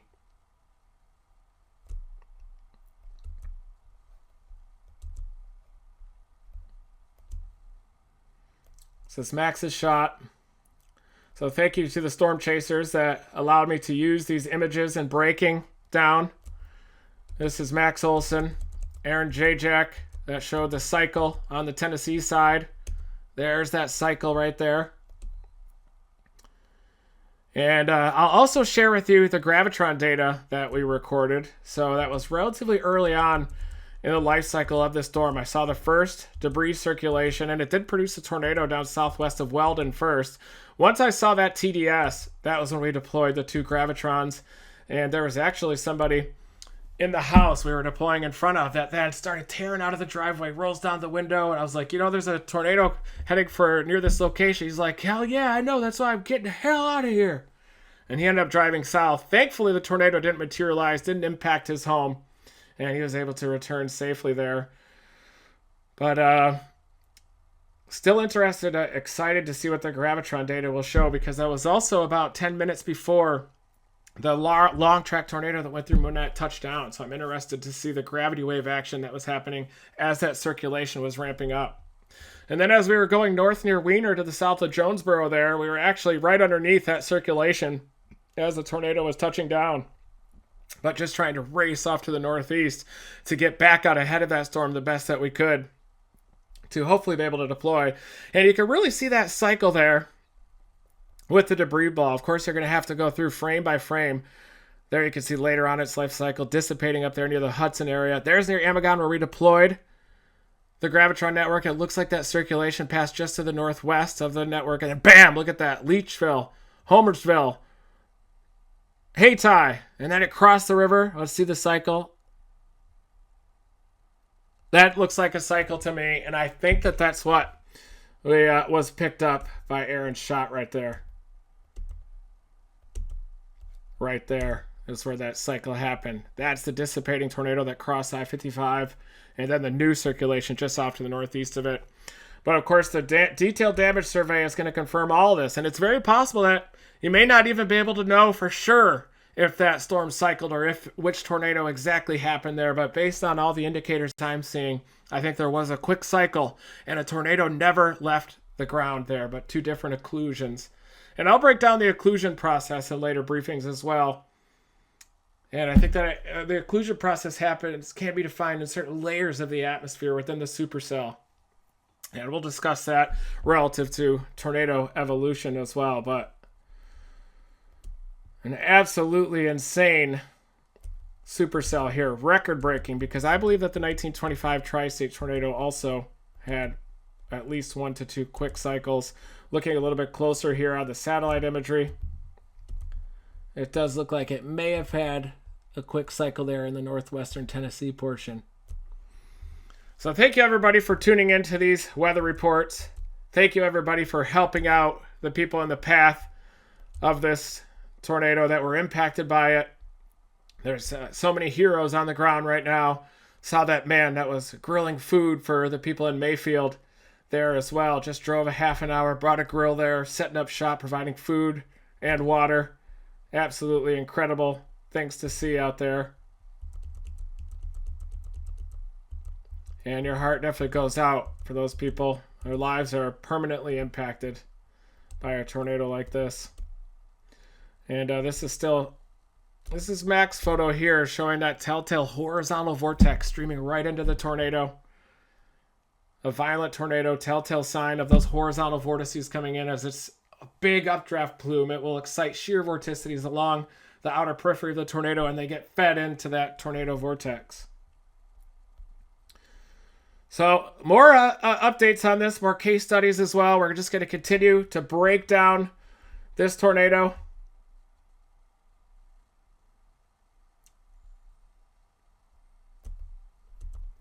We'll break down the forecast. I'm also going to do another live on the Wednesday setup coming up here in eastern Nebraska to northwestern Iowa. Looks like another big time event happening. There's looking north at the Leachville tornado from Monnet, looking off to the due north. But Wednesday does have tornado potential as well. One model shows a tornado, one model shows nothing, but I still need to give it a deeper dive, a deeper look at that setup coming up on Wednesday. If it looks big, I'm going to head in there to chase, and then I'm going to come back, and then I'm going to bring this U-Haul full of supplies up to Mayfield with flex tape and help out further in that recovery effort. If Wednesday falls apart, then I'm going to head up there on Wednesday. So thank you everybody for tuning in to this weather report here, breakdown of a quad state tornado. We'll call it a super tornado within a major outbreak, likely dozens of tornadoes that happened there the night of December 10 to the morning hours of December 11. Thank you for tuning in to this recap, and hopefully this recovery effort continues. Your heart hurts for the people that were impacted by these tornadoes in Kentucky there, those manufacturing plants with people inside working as those tornadoes were approaching. It's just devastating. And there you can see that tornado approaching the Hayti area, illuminated by that lightning. So thank you everybody for tuning in to this recap. And it is what it is. It's a terrible, terrible event. And our thoughts and prayers and our resources will continue to go out to help people recover from this terrible tornado.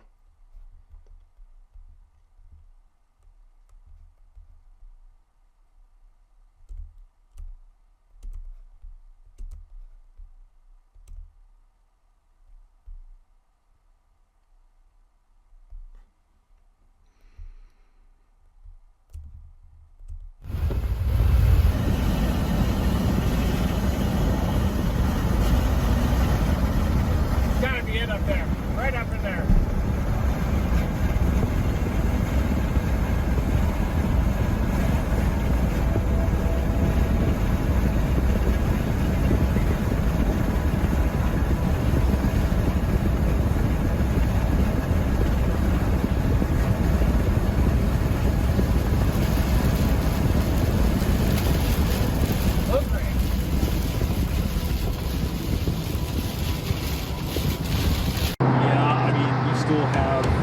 I can see it right in the middle. We're just, yeah, Where's the circulation on it? well, because we can still go east and catch these. Yeah. We can still go to Norfolk and go east.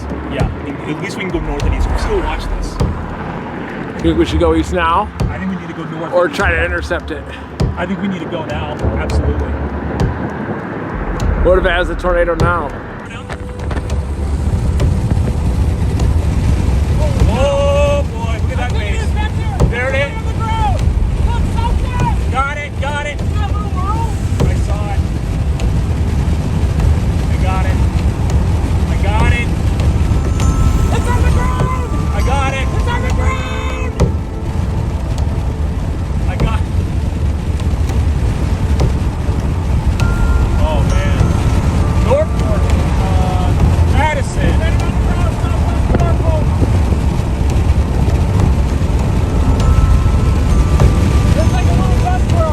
Yep, it's Lois. You see it?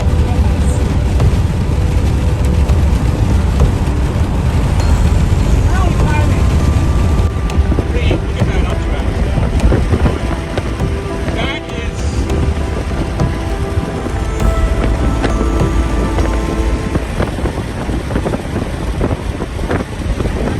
just a big rotating... It's gonna be, yep, I do. Yep, gravity turn, it's gonna be coming up. So keep going. You keep going. We got it now. We're gonna get it coming into Norfolk. Here we go. Tornado coming into Norfolk now. We are gonna go north to intercept. Probably deploy. You think it's gonna go south of Norfolk? 5 to 6 miles. It'll be right there.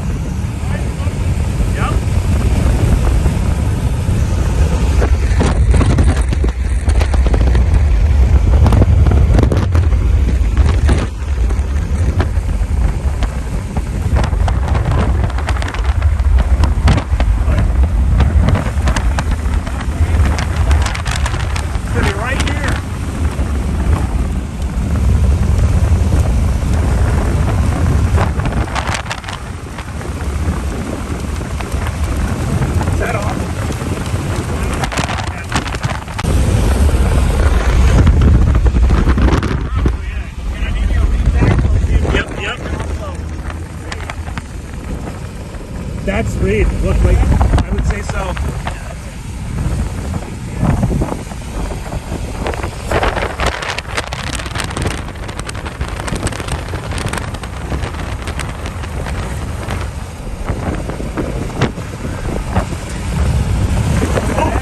That's gotta be it, man. There's rising motion right there. Big time rising motion.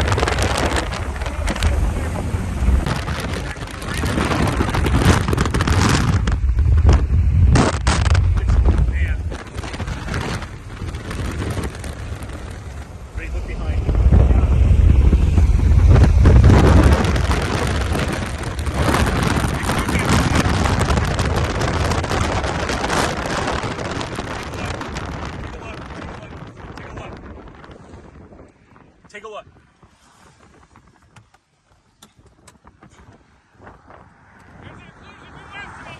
There it is! That's it! Is that on the ground? It might be.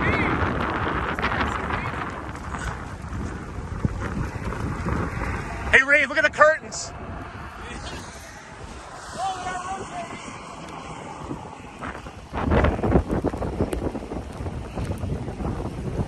You got a blast. Yep.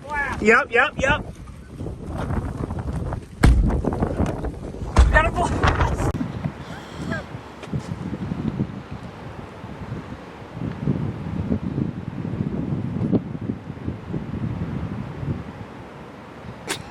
What the hell?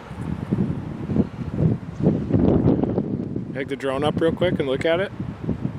I can't see very good, but it looks like we're getting. Oh, power plant! I saw that. We're right over the rotation right now. Watch out, this goes downhill a little bit.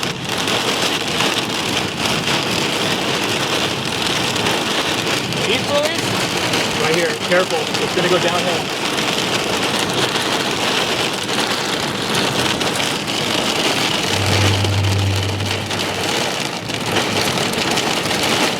Careful, you got it? Yeah, I think so.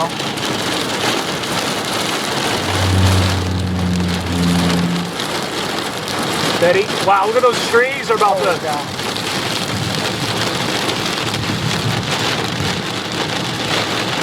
Cars pulled over on the side there. I got debris on the right. I got debris on the right. Really? Yeah.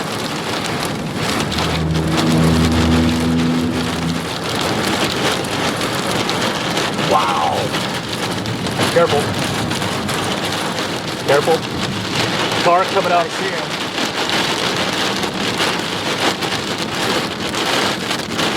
Oh, that was a big pull. Did you feel that? I felt that. What do you think that was? Felt like a little mesovort. It's like nighttime. Four-way stop. Pilger. Pilger. Pilger. Four-way. I think that's blinking yellow.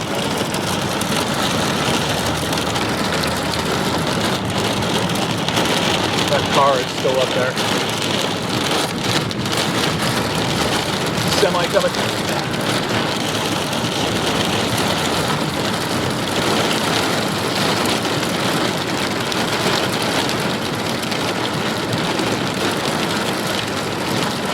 Wow. Yeah, big time win.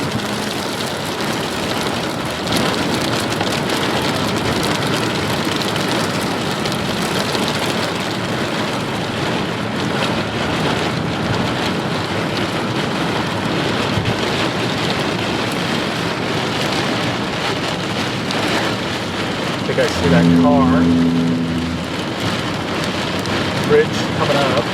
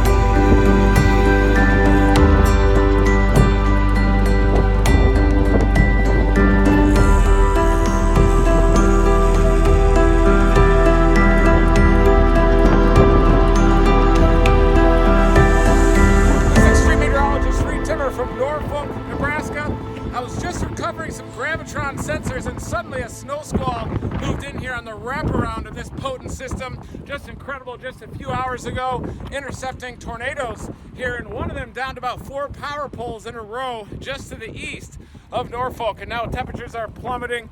Winds absolutely ramping up here. Snow squalls moving in from the west.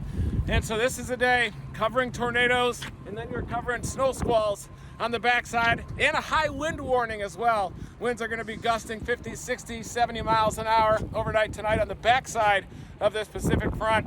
And tornado warnings continue off to the east, northeastern Iowa, and that tornado threat is going to push off to the east as well into central and northern Wisconsin, southeastern Minnesota up there. But now visibility beginning to drop rapidly here in the Norfolk area.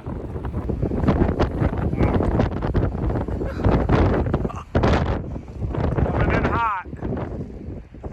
You from Norfolk? Yeah. Nice. I was sitting at home and I seen your feed come on Facebook and went, fuck, he's over love. Yeah, figured I'd hydrate. I was recovering some of those gravitrap sensors